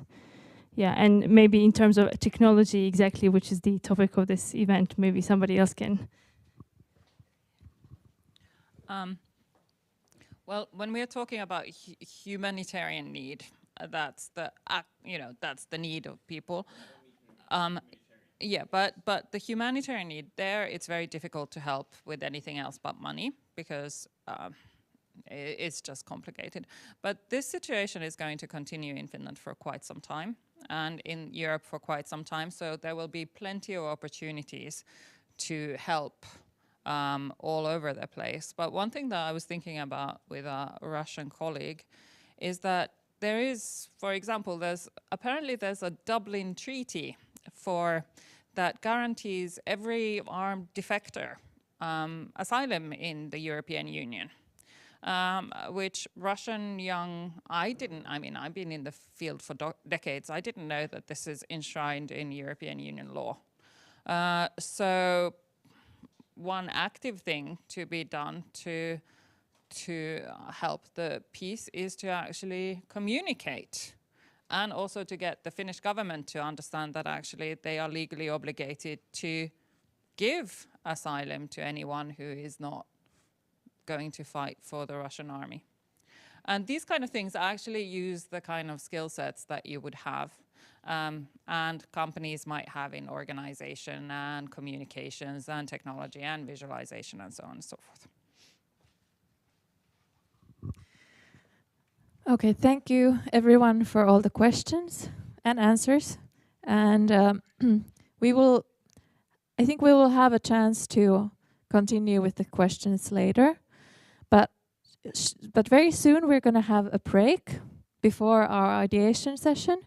But before that, I would like to invite the director of Peace Invaders to come and share just a little bit of what we are doing, and hopefully that could also inspire in the ideation session. So please welcome Hanna Partanen. Thank you.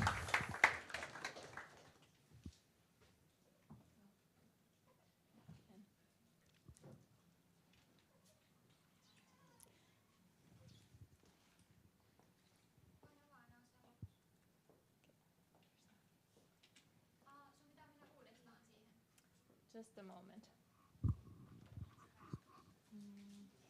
Okay, so I will start. Nice to have you all here.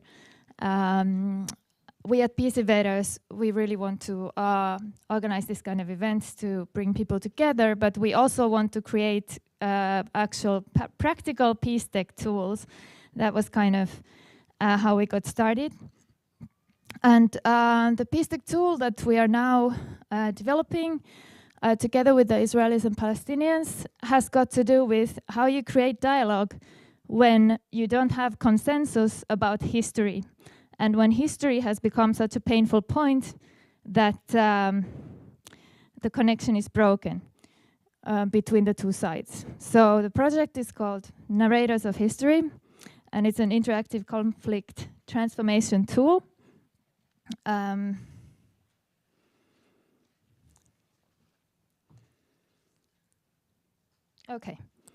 Okay, and why we're doing this is because during prolonged conflict, historical narratives are used to demonize the out-group and victimize the in-group and to justify acts that uphold or escalate the conflict. And over time, they become part of people's national identities, and they activate traumas and emotion that makes dialogue painful. And with the Israelis and Palestinians, this is very clear, because even after 75 years, they still have a very different view on history. And the other side's view is not taught in schools, so people usually don't even know how far the other side's version of history is from their own. And then when you try to have dialogue and come up with solutions for peace, they end up, you know, being emotional and not constructive. And this is how it looks there still. Often, and one of the ways out of this is to learn to listen to the other side's story, even if you think it's propaganda or lies. And this is a picture of a dialogue group by a peace organization called Combatants for Peace, where Israeli and Palestinian ex-fighters come together to share stories. And in Israel, they've done a lot of research about the positive effect that just listening to your other side, telling their story and their narrative of what happened. Just the act of listening creates, like, changes your view of the other side and increases your ability to have dialogue with them. So there are a lot of dialogue groups like this that the peace builders they are organizing, but they have limitations because you have borders and you have permit restrictions, and you also have fear and prejudice. So actually a person, Israeli or Palestinian, who would want to go to this dialogue group, they already have to be peace-minded in order to do all the efforts to get there. So what we started to do, actually inspired by a group of Israeli and Palestinian historians who believe that the first step to peace is learning to listen to the other side's narrative, and they made a history book where you have both narratives on the same, you know, book, so you can find, go through the history and see how different they are. But the books didn't go to schools, so we want to do, inspired by this, a website where we have an interactive historical timeline, and people can go there and choose an event from the Israeli-Palestinian conflict and see through videos that we do together with the historians and other experts how the event was seen from the Israeli side and then from the Palestinian side. And then Israelis and Palestinians are also invited to add their own comments and their own narratives if they have a personal experience about that event, or if they have a video or some story from their family, they can share it. So it becomes kind of a living history book. We are at the prototyping stage, but this is a sketch of how it would look like. We have the historical timeline and the video clips that we do with the experts, the historians. And then we have the user-added content on one side, the Israeli, on the other side, the Palestinian. And this timeline will also stretch into the future. So kind of people can not only narrate their history, they can narrate their future.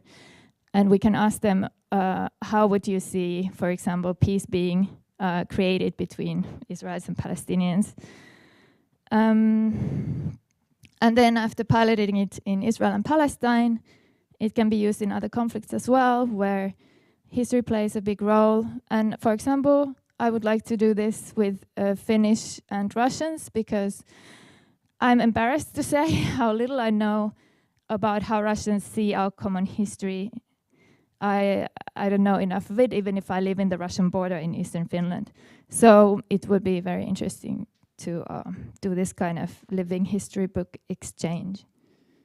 Okay, here's the team and our partners. We started as an interactive film, so we got some funding from Avec and SES and Historians Without Borders. And yeah, that's kind of what Peace Invaders is involved with. And we also love to collaborate with people, so if there are Peacetech-minded people who want to join us, we are very happy. For example, we have a blog where we write about Peacetech. We would be very happy to find writers who want to join our writing team or events team to create this kind of events. We are very interested in figuring out how to finance Peacetech. We want to make projects about that. And of course, if there's some rich person with a lot of money, you can speak to us. So thank you very much.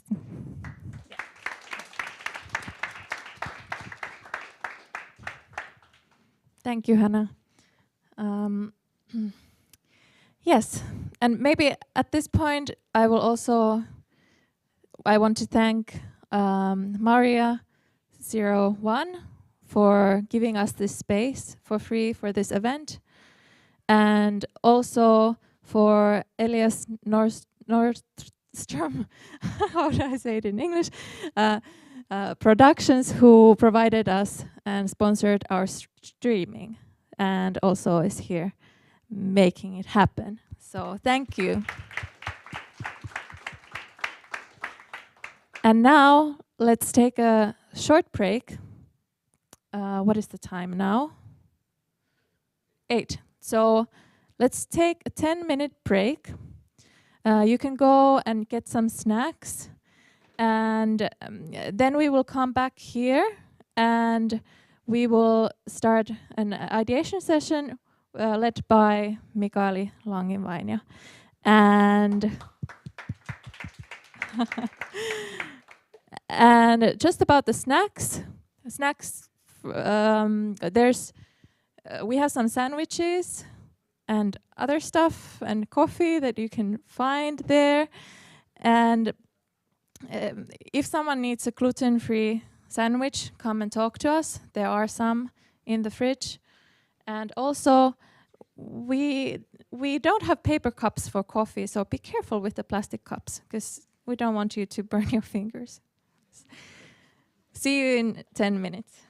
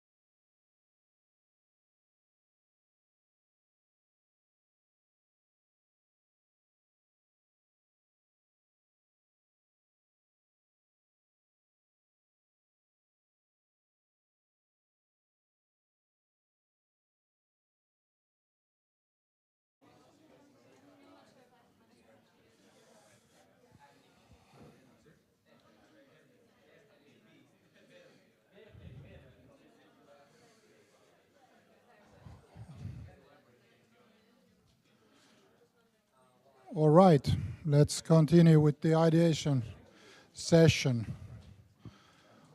Are we live back on the stream?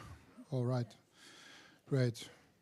Good evening, my name is Mikaeli Langivainio. I'm the CEO and co-founder of Inclus. Our background is in peace mediation work. I've been studying conflict for almost 20 years, starting as a peacekeeper in the Balkans, early 2000s, and then studying civilian crisis management, military crisis management, and then peace mediation. And I worked at CMI, Crisis Management Initiative, founded and previously chaired by President Ahtisaari. And in that organization, we started to utilize technology for aided negotiations in various conflicts. We started in 2011 after the Arab Spring in the Middle East, working in Lebanon, Egypt, Jordan, the wider region, helping the activists on the street and the opposition groups who were uprising against the sort of authoritarian regimes to have a dialogue on the various conflicted issues, on how to sort of de-escalate the situation, calm the situation down, and have a constructive dialogue. And we always got good feedback from the conflict parties, different political parties, leaders, so-called track 1.5 level, not the presidents or prime ministers, but the aides to the prime ministers or the seconds in the political parties, who often actually sort of under the official track have the sort of a first line of negotiations on various issues that could be maybe then officially agreed upon. That's the level of work often when you talk about, for example, CMI, unofficial peace negotiations. From the Middle East, we started then to work around the eastern part of Europe, in Moldova, Transnistria conflict, for example, in Nagorno-Karabakh, which have been sort of long-standing cold conflicts, and there has been sort of a peace negotiations on the political settlements of those regions, but there have been, of course, a lot of discussion on the cross-border economy, trade, movement of people, education, language issues, etc. And also worked with Ukraine in 2014 when the conflict started. We had initial dialogues between the Russians and Ukrainians on what are the sort of prospective impacts of the war then, and I was part of those first negotiations. At that time, didn't work for the process too long.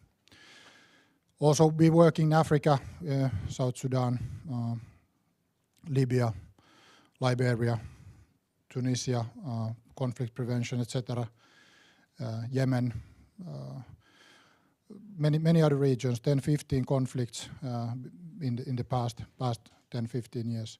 And 2016 we started a startup. We sort of spinned off from CMI with my colleague Juha Törmänen, and we developed the tools with the Aalto University Systems Analysis Laboratory on helping basically conflict parties to find common ground on the conflicted issues from various perspectives. You often have too many issues on the table. You have many conflicting parties. You have a lot of affected sort of societal, civil society groups. You have many armed groups. You have a messy situation.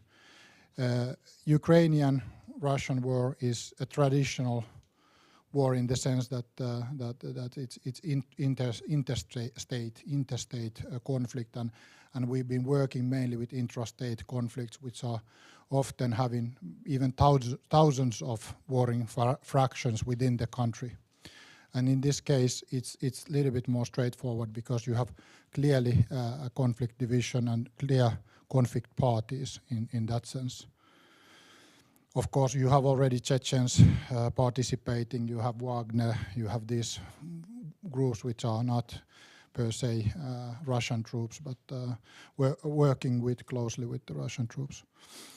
But yeah, so to make the sort of a presentation shorter, I can show you how to actually utilize Inclus in an ideation session here. So it's the same tool that we use for peace mediation with CMI and other organizations also. We work in Syria with another organization at the moment, and so on. So basically utilizing technology to build dialogue between the conflict parties, to touch base and sort of test out ideas and so on. And I've been sort of saying that Peacetech is the definition of Peacetech to me is a technology that helps the conflict parties to solve the conflict. So that the conflict parties would be the ones who are using the technology to sort of solve the conflict. But I think it's a little bit too narrow definition when we consider now Ukraine. I would say that it's technology that can alleviate the effects of the conflict as well, and maybe bring some level of hope or prospects and maybe ideas for resolution, but also for alleviating a dire humanitarian situation in Ukraine. So I would invite all of you to sort of, think freely, think openly. What kind of technologies you've been using that could be helping to alleviate the situation, or give ideas on the prospective resolutions of the conflict. Not necessarily the resolution. We know that it's up to one man, so it's pretty hard to sort of utilize technology in this situation for the resolution. But there's a lot that we can do in order to sort of build understanding, maybe build trust between Ukrainians, Russians, alleviate the social tensions, maybe even Russians and Finns in Finland.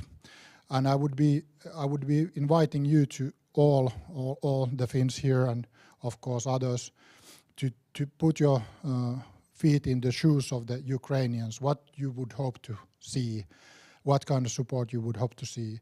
Could we, for example, import some sort of technology to them if they don't have the necessary means there? Instead of guns, can we maybe import technology? What we could do? And it's not that hard to go into the shoes of the Ukrainians, because it's plausible that we will have this scenario happening here. We all know that, so let's not circle around it.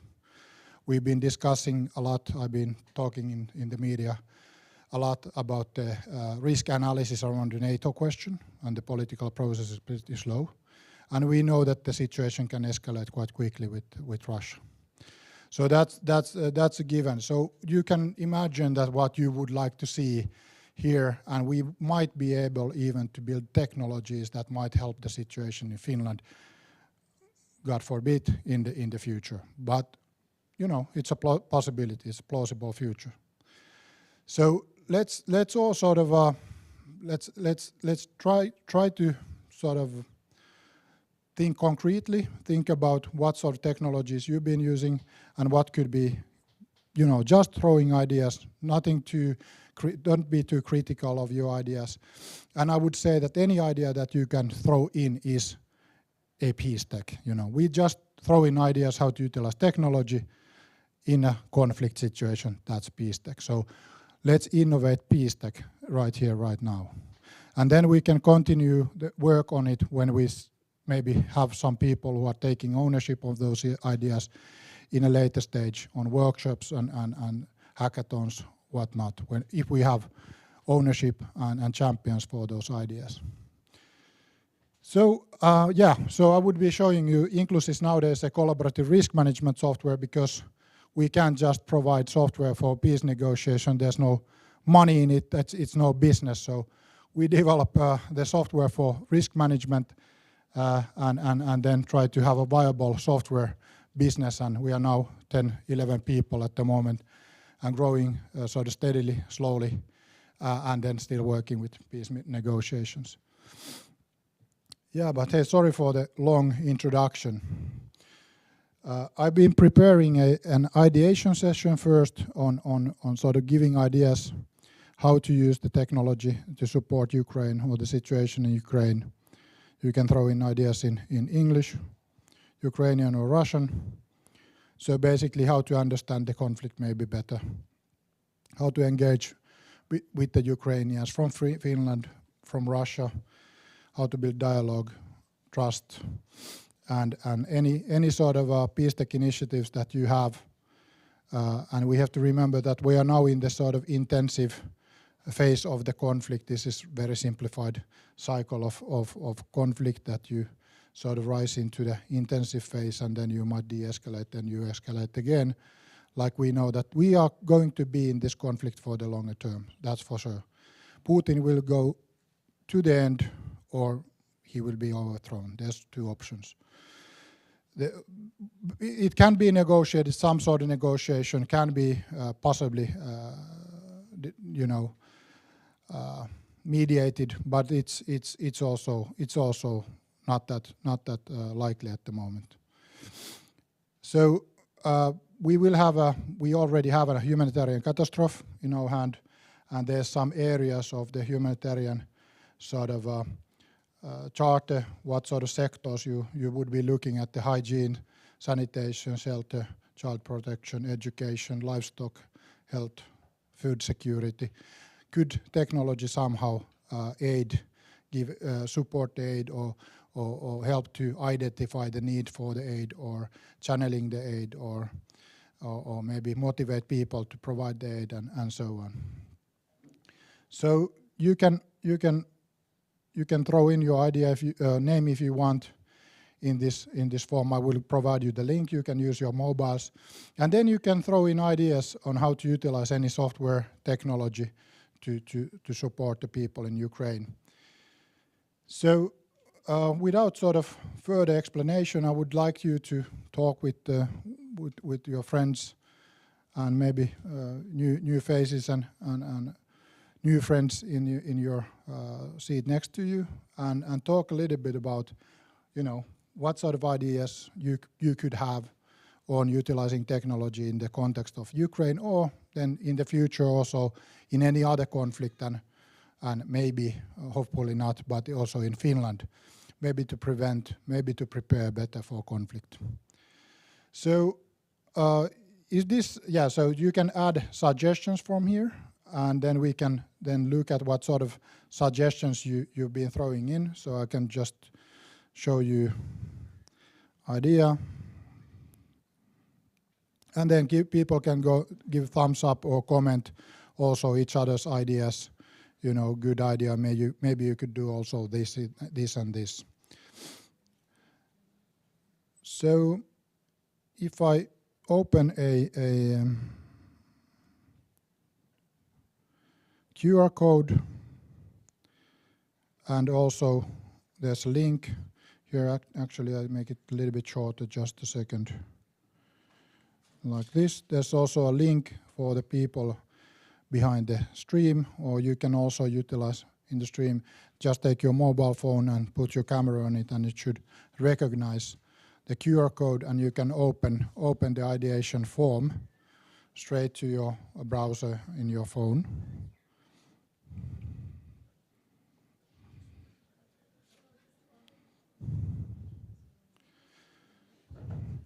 And let's just have a breath and talk maybe 5 minutes with your friends in the seat next to you, and then start putting in ideas, and we can then discuss them together. You can present maybe your ideas in a short while. You don't have to, but we can then look at them together. And then we can assess them after we've been throwing in ideas. Did you get the link open? All right, great.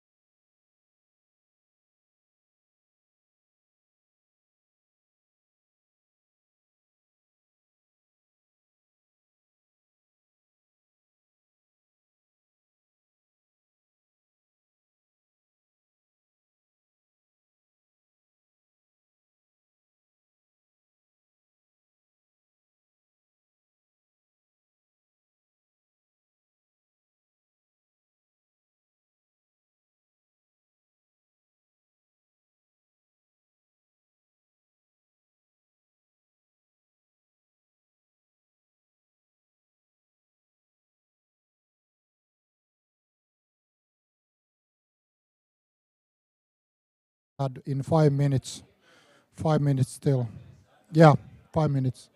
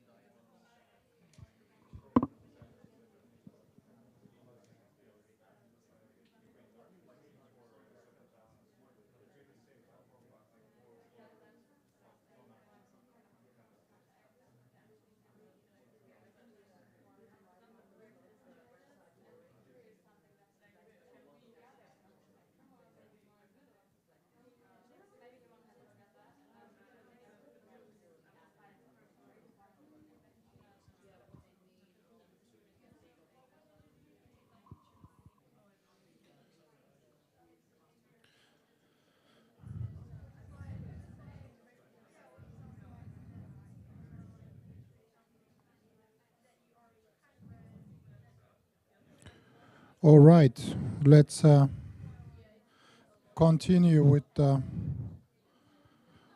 sort of voting on the ideas. You can stay as you are if you just turn around a little bit, but you can keep the circles right like that, so you don't have to change your chairs. Well, you can if you want. So we got amazing number of ideas in about 20 minutes. So we got actually, sorry for this. So we got quite a lot of ideas actually, in 22 ideas already, 1 a minute. So quite efficient stuff. I would ask everybody to sort of vote now. You can vote any number of ideas. So all of the ideas that you feel that are sensible. You can give only one vote, or you can give, you know, as many votes as you want. So just give thumbs up basically on these ideas.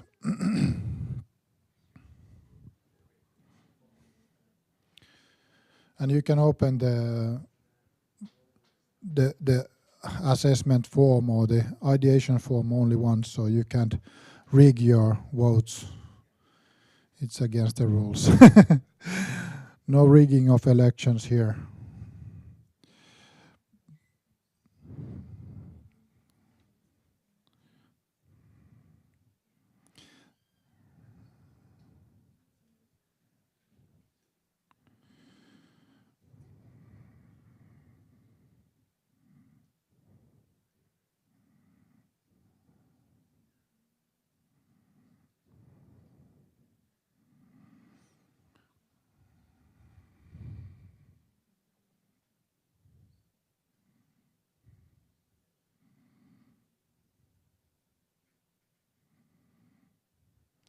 And it's actually a good thing if something exists as a comment that it exists.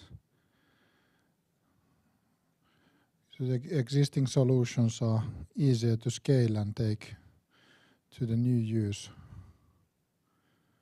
than sort of starting with build from scratch.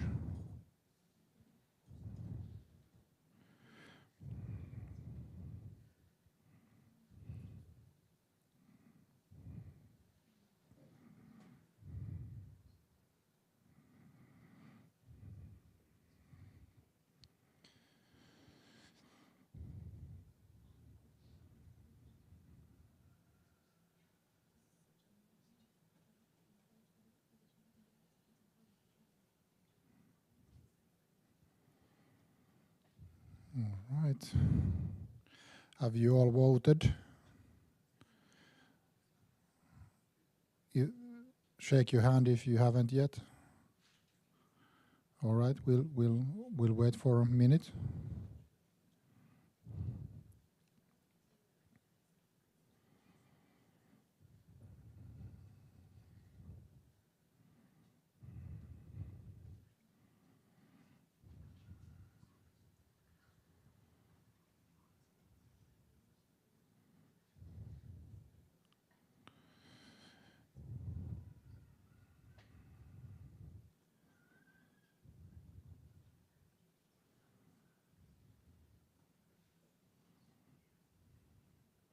Yeah, you can comment on with the comment bubble if you have further knowledge about the solutions or any further ideas or existing apps, maybe existing funding sources and whatever you.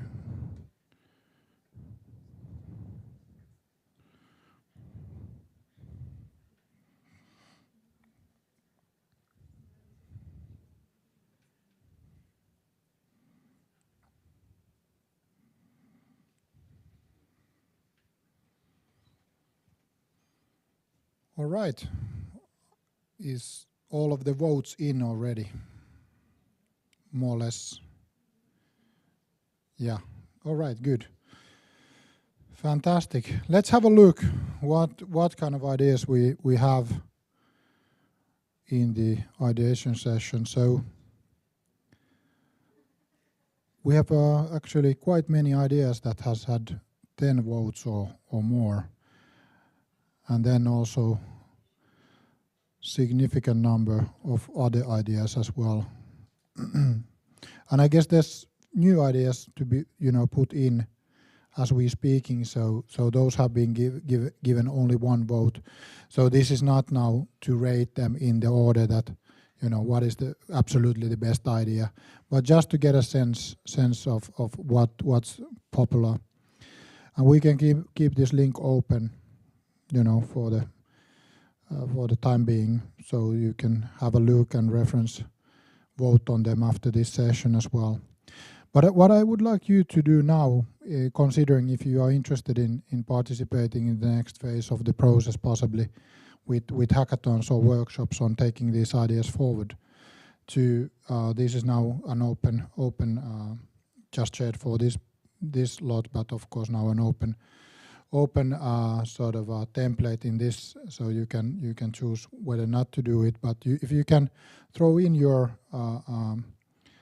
email address on those ideas that you would be personally interested in working on further in workshops or hackathons, or maybe organize more people to work on those ideas. I had an idea on to assess these ideas based on the feasibility and ownership, but I guess it would be now more straightforward that if you just throw in your email addresses here, so we can close the session after this and compile the email addresses, and then close the session and invite you to the hackathon / workshop, what would be the format taking these ideas forward.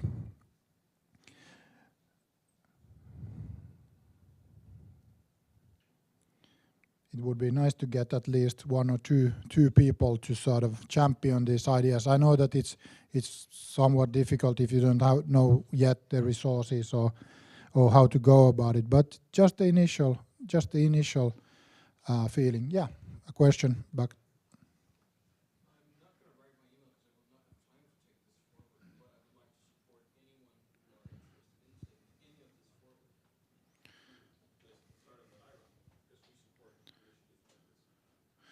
All right, that's great news. So the organizers, do you have the people's email addresses from this session already, or has been organized? Yeah.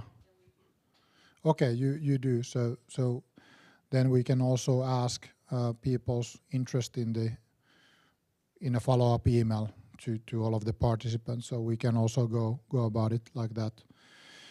But it's always good to be able to direct people to individual ideas. But all right, I would ask first the group or the person to explain in a few words. Let's take, for example, the 3 most voted ideas, to explain what's the idea behind these top 3. So platform where you can announce your availability to volunteer with your skills. Whose idea is that? I think I might have had it. So effectively the idea of what people were talking about earlier as well, that they don't maybe have financial availability to support as much as they would like to, but they have some specialized skills in marketing or some other. It could be pretty much anything. Some skills, of course, might be more in demand than others, but some sort of platform where you could easily, similar to some job postings, post skills that you possess yourself. Like I'm a marketing genius and I have availability to work 10 hours a week for the following weeks, and I would be interested in some projects that would actually support that. There were some comments that this platform exists as well, which is great news. But yeah, and as another opportunity within it, there could also be already some projects that you could also apply or sign in as well. So you have like this humanitarian mission to do this and that, and then you can say, I'm interested in this and I have these skills. Could I help you out? Fantastic idea. There's also a comment behind you. Thanks, Jens. I was the one who was questioning that earlier about how can you actually use your skills. No secret agenda, but I'm running a startup where we do that. We connect skilled volunteers who want to make an impact in the world with impact startups. We're still looking for some organization. Probably a lot of them are probably not doing a lot in Ukraine right now. Those that are there, due to the situation. So, but essentially, if you want to use your skills, you can use that platform. If you work for a company that want to make impact, you can also contact us, and we can help that happen. Basically, so the idea does exist, and that was why I was asking for it, because people never think about how can I actually use my skills when I don't have money. So, but yeah, that was my comment. Wow. So, is it this one? Yeah. All right. Well, that's fantastic news. So we already have a platform on the idea. It's not super high tech though. Well, when we get investment, we will get a better one. Yeah, well, but it works still right now. We have 27,000 people signed up for as volunteers. Whoa, that's a lot. So it's MVP at least. Yeah, well, it's free to use for impact startups or social enterprises and individuals, but our business model focuses on corporates and helping them use their skills to make an impact. Wow. Fantastic. Hey, applause for that.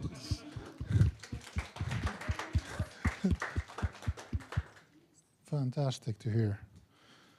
So you'll be definitely somehow be engaged in the next phase. Yeah. Fantastic. Cool. Then we have also evacuation app. That's yours.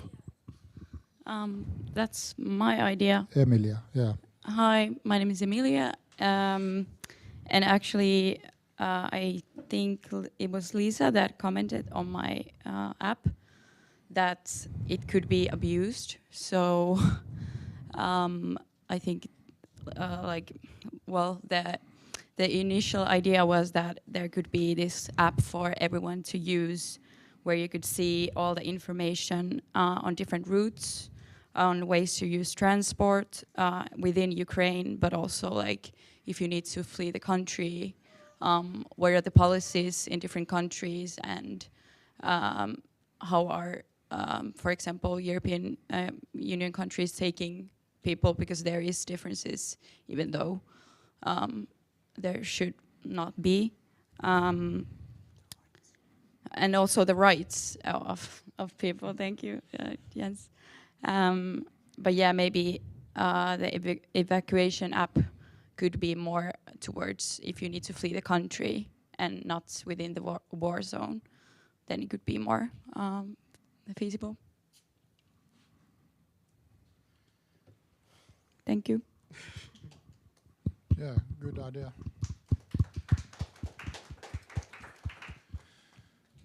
Yeah, that's one of the horror of this conflict as well, that the humanitarian corridors are bombed. So that's the gross war crime and violation against human rights and crime against humanity, basically, that you target civilians. Our president today was talking to Putin, and this was one of the subjects. Probably couldn't squeeze his thumb with anything on this subject, but at least you have to try always to negotiate. These are the first things that you have to try to negotiate in a conflict. Humanitarian corridors and maybe prisoner exchange, treatment of the civilians. So serious idea, but maybe there is something to it, so that it could be. Because it's, it might be a good idea that people have multiple routes. It's not necessarily like, huge corridors where everybody goes. Like maybe it would be harder to target the civilians if they would have many routes and you would have those, but I don't know. Tricky question, but a good idea. There's been discussion about in Finland that people don't know where the shelters are, the bomb shelters. That there's not enough and they're not maintained, you don't know where to go. If there would be now an alarm here, would you know where to go? it's a problem. So it could be good that if somebody would do a map in Finland where you would go when if the bombing starts. So it's not necessarily a bad idea at the end of the day. And one I could add that could also be as a prevention, not only during a conflict, as you said. Yeah. In like different areas. Yeah, definitely. Yeah. And maybe somehow to couple these ideas with the support, the volunteers, maybe people to help the disabled or the elderly people or something like this, how you evacuate efficiently, how you coordinate evacuations, how you could have maybe some champions to evacuate people. I don't know. You know, these things can spin off to other ideas as well. So we shouldn't the ideas are so delicate flowers that we shouldn't crush them immediately. It's just like, nourish them with other ideas, and then you might end up with something genius from this idea, for example. Nice. Then the third idea, mental health support chat. Miriam. Yeah, I can give you this one. Thank you. So what I was thinking about is how during COVID, but also before that, because of the increasing demand of mental health services, the relationship to that has changed a lot. And it used to be that you needed to go into an office and see someone and talk to a therapist, and it would be super expensive. But there have been many startups in that field actually that have digitalized that. So I know BetterHelp is probably the biggest example, but there are European startups as well. And it is something that exists where people can, just with a smartphone, have interactions with actual mental health professionals. So I think this would be more a question of how can you approach those companies to have schemes in place where, for example, professionals could donate their time, or you could donate a session for someone else. So it would be more of a networking thing and getting those companies to support those efforts to then at least provide some basic mental health, maybe even just a chatbot, not a chatbot, a chat with the professional, or any type of interaction that can help people that are in a severely traumatic situation as well.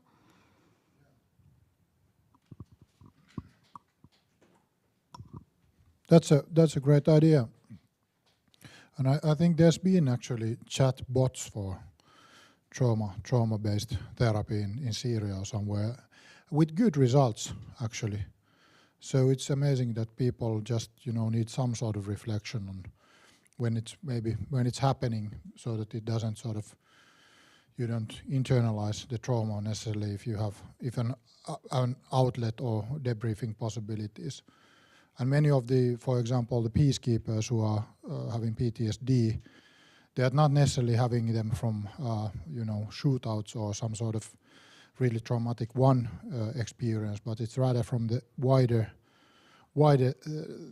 threat or wider sadness or wider suffering that they are seeing. And I bet that this generation that's seeing now Ukraine war through the mobile phones, some of them will have PTSD, even in Finland. Because basically we are now looking at the theater constantly through TikTok, etc., and we are getting the same threat. So we are looking at the threat, bit by bit. So it can be even more traumatic than experiencing. And if you have to wait for it, many of the Ukrainians don't come to Finland as refugees because they're afraid of going it through again if the Russians come here. So, but this is really, really serious stuff, really important stuff. So I think that this could be somehow tested in Finland as well, not only in Ukraine. Yes. Yeah, I think it's a good idea. Definitely get those who already provide the service activated, but I'm sure they might be working on it already. But AI is also a solution to it, I would say. Want to do a little shout out to a startup in Finland actually called We Encourage. They mostly focus, of course, on victims of domestic violence, but they have a chatbot called Aino, and those who know Kalevala know what Aino means. So there are great solutions out there, and I think it's a great idea brought up to see, okay, how can the current solutions help bring relief to the people affected by the crisis. So we encourage? We encourage. Yeah. Encourage.fi. Okay. They also do fundraising for women and girls to get education in developing countries. Yeah, because this, if it's an existing solution, you can sort of probably modify the use case for this sort of thing. If it's used for domestic violence or something else, then it can be used for, that many of these software, they can be then modified to different use. And it's often, it's not about the sort of technology, it's about the people taking these ideas, taking these tools and doing something with them. We would be happy to give Inclus to any of you to do something good with it. So, and any startup basically. If you have some ideas how to take things forward with the existing tool, I think we just need more application. We just need more people to do stuff with them, because technology just, needs users. It needs users and champions and people who test out things. Yeah. Yeah, just focus on the impact is my also recommendation here, and then you will find a solution with it as well to make it sustainable financially. So if you have an idea out there that makes an impact, do it. Exactly, and yeah. Okay. Hundreds of thousands of mental health professionals, and that app is already working, and so that's a Finnish startup. Wow.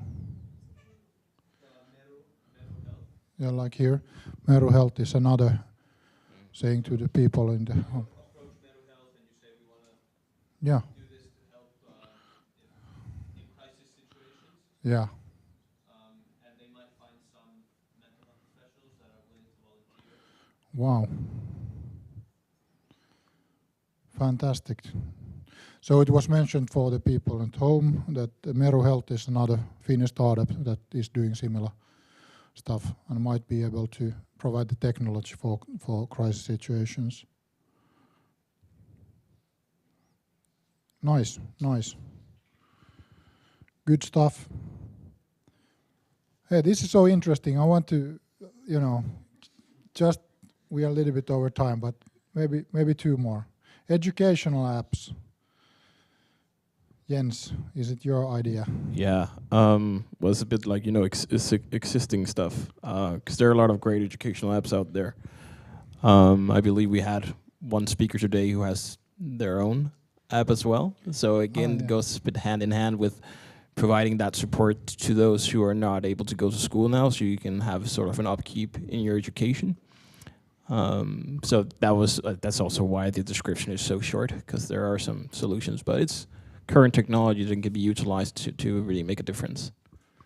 Are you referring to Funzi? Yeah. But there are so many others as well that could be used. Yeah.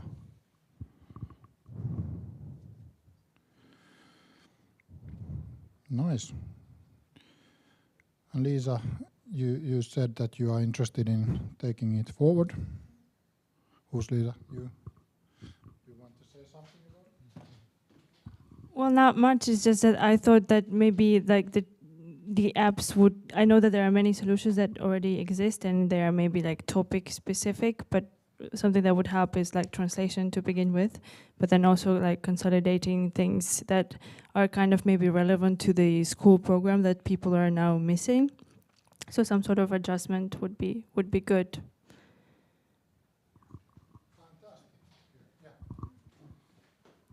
I actually saw another idea that was suggesting the donation of technological equipment, because of course people, we don't know if they have the devices to actually take the classes on. So I think that's something that could go hand by hand in sort of a product service system. Good addition. Do you still have 5 minutes? Yeah, good. I think we can spread the evening here a little bit for the sympathy of our friends in Ukraine. A lot of good ideas.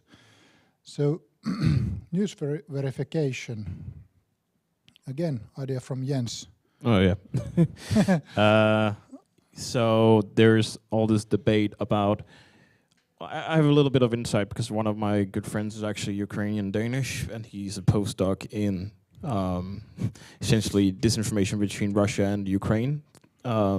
Firstly, focused on the crisis in 2014 with Crimea and the downing of the Malaysian Airlines flight, because it was very confusing who actually did it. There was essentially an information war. I'm not sure how this would work in practice, but it would be, it's very idealistic to come with ideas like this. But some sort of like neutral kind of news outlet that actually brings news that are sort of neutral and states what happens, so people don't get caught up in the disinformation, because there's so much of it. And I believe one of the speakers today also shared a lot about the disinformation that happens in this crisis and also previously. So that was just an idea. Not sure how I would do it in practice. He's very loud. You could probably utilize some. I'm not a blockchain expert or anything, but something like that to secure the. So it cannot be edited, basically. So it needs like a certain amount of verification from computers, from certain IP addresses. So if it's coming from like a bad IP address, then they can't verify the news, for example. So that's one for the tech-savvy people. Well, fantastic ideas on that as well. One more. This is now the last one. We then compile all these ideas to the sort of next phase. That's me again. Was this? Well, there was actually one in between. This one. So connecting Ukrainian and Russian youth team over shared experiences. Katarina.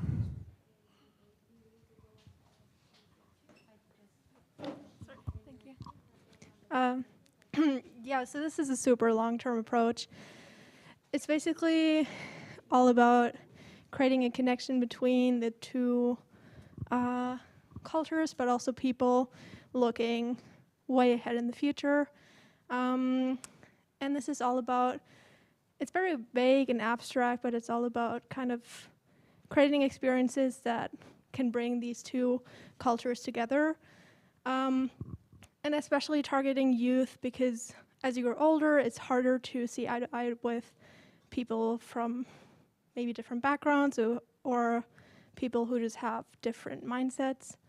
So this is kind of an approach to start early, to be able to familiarize oneself with the other culture and to understand them better, to kind of target the ripple effects that others were talking about. Yeah, so that's pretty much it. Yeah, I always have a comment, as you can hear now. Yeah, well, no, I love it. It reminds me of, there was a project there's the Israel-Palestine conflict that's been going on for quite a long time. But I remember there was a project there where children in the West Bank and children in Israel actually got to meet up and play and visit each other. There was an organization that was doing that, which I thought was quite inspirational. I think this is a great idea. I'm not an expert on Russia and Ukraine, but from what I know, or what I've heard at least, is that the two cultures are quite close. So that would be one thing that would be a bit challenging. Maybe I would focus it more on sharing basically the experience of the conflict, because that's, again, goes hand in hand with the disinformation. But otherwise, I think it's a great way to build bridges. Absolutely. Yeah, I actually built a game a couple years ago in the Colombian context of conflict. So if somebody's interested in getting to know about that experience, it's something that's actually working. It's not digital, but if somebody's interested in championing this idea, I can really share this experience, because it was very interesting how we build from different perspectives, and it was sort of in the academic context but it was not like this sort of very complex thing, but rather a game that people can play and interact through embodying the experiences. Oh, because yeah. So you would no. It's more of the logic that uses the game to share different perspectives around one same situation. So you had different embodying techniques that enabled people to feel more empathy without polarizing the other participants' point of view. So they would gain more context about what's happening, but also increase their empathy and communication skills.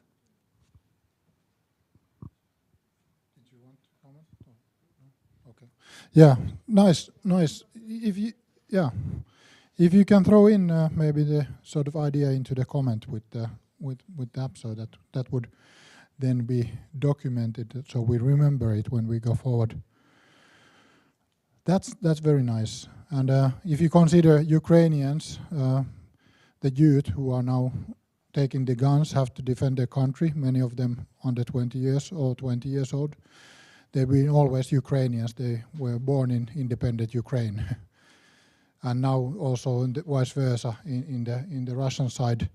Many of the youngsters who have to fight for the Russian side, they haven't even lived in Soviet Union, so they must be thinking, what the hell Putin is talking about? Lenin giving the independence or the sovereignty to Ukraine, and about the collapse of Soviet Union. That, they don't have any attachment to that personally. So I'm pretty sure that they're very close to each other mentally. Many of the Russians and Ukrainians in their thinking. Many of the Russians thought that they may be living in some sort of, vague democracy going forward, maybe a little bit autocratic guy, a little bit corruptive, but not a complete despot like he is now, like we know. So I believe that there has been a huge shock for the youth in Russia as well. So probably very similar experiences can be shared across the border. Nice. Okay, this is now the last one. Refurbish and distribute electronic devices. Jens. Yeah, it's me again.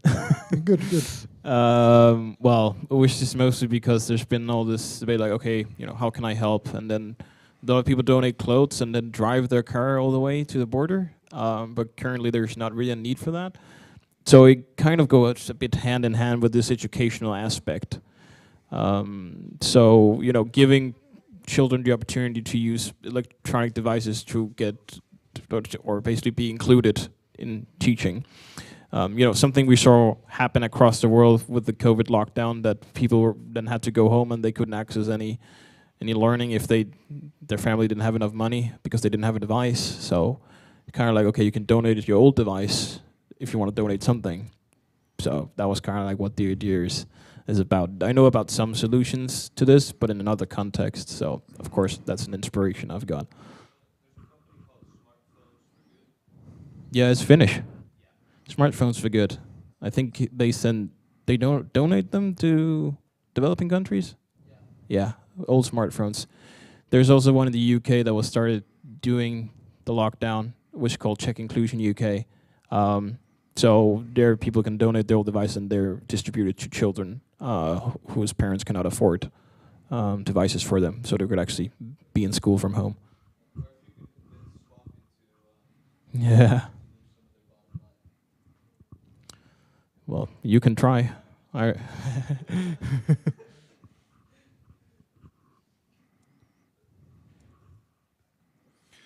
No, but these are oh yeah.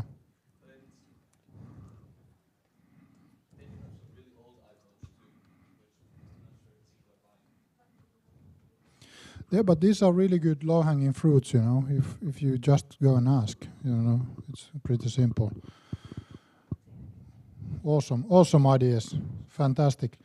There's a lot of other good ideas as well, and if you've been throwing in ideas in the later stage, they don't have that many thumbs because people are not voting on them. So all of these ideas will be treated equally going forward. But I think these have been already quite extensive session with a lot of excellent ideas, and I believe quite feasible ones as well that could be implemented quite quickly to provide real impact into the field. And maybe it's up to the peace invaders, but maybe to invite the Ukrainians next time to the other side of the screen, and then, you know, or maybe distill a little bit the ideas further and then test out top 5 ideas to the Ukrainians, civilians, for example, who are now locked in those cities and in those dire straits, and ask whether this would be something interesting. Of course, at that point, it would be good that if we know that we can deliver, because asking something that, you know, raise hopes and you don't deliver, not necessarily always the best. But if you have organizations who are working in Ukraine who can manage that expectation, and so that you can brainstorm the ideas through some organizations in Ukraine, that could also work nicely. But we have to figure out. I can also try to hook up some contacts. But this has been an excellent session, so let's give a big applaud to all of us.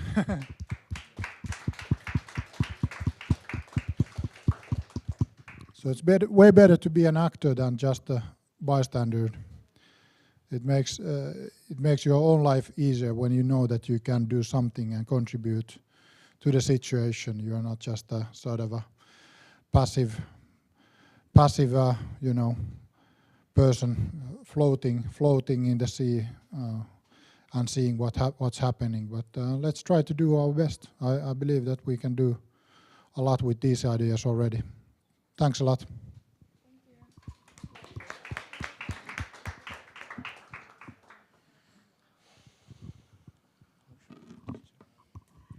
Thank you so much, Mikaeli. This was a really great session, and thank you everyone for staying until 9:30, like to actually ideate here.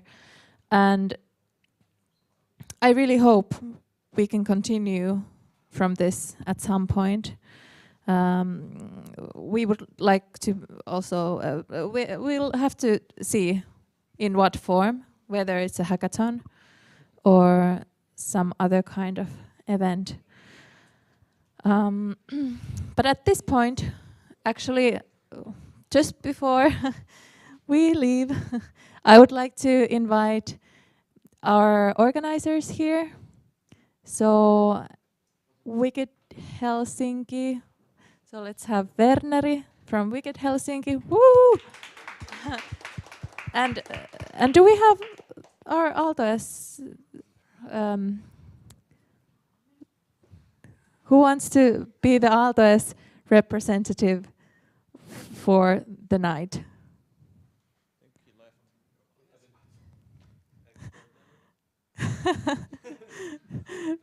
But well, maybe actually could our ex-board member come and say a few words about Aaltoes?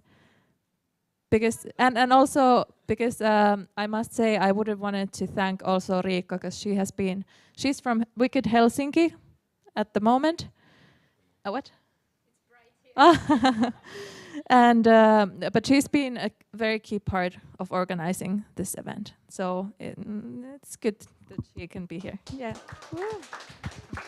But yeah, maybe Werneri. First of all, thanks for everyone for coming here. Thank you to Nuppu and the rest of Peace Invaders for setting this up, as well as everyone who worked on the project, Riikka, Emilia, everyone that was in the group, and also to all the great volunteers that we've had.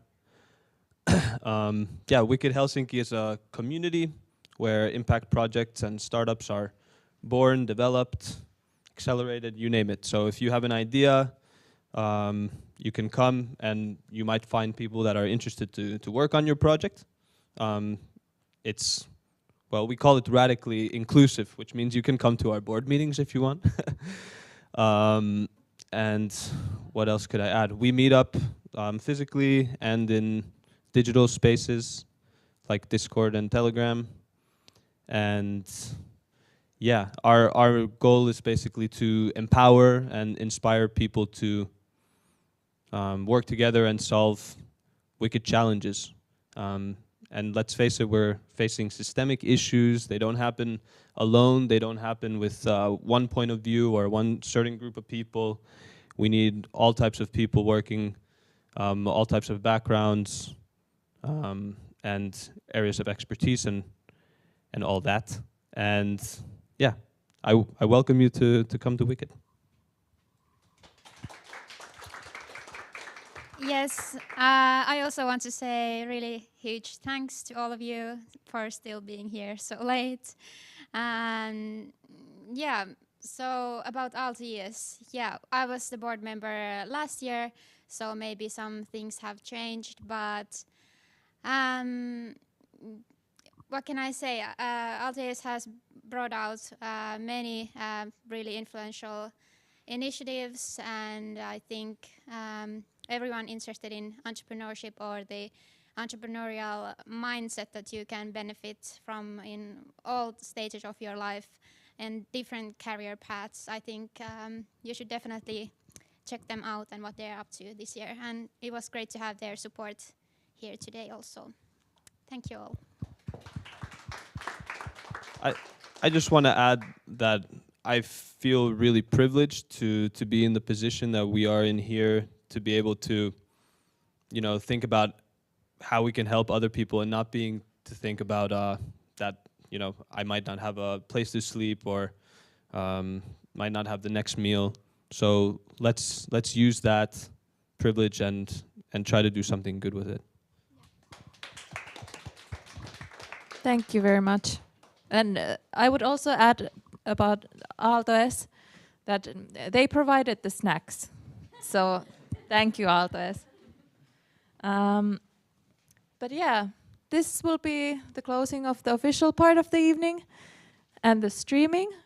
But we still have snacks there, so feel free to stay here, mingle, and yes, hopefully follow us in different places, so you will keep updated. We will keep you updated on the future events. And if you want to collaborate or stay in touch, you can just go on our website and send us an email, and we can figure that out. But yes, thank you and good night.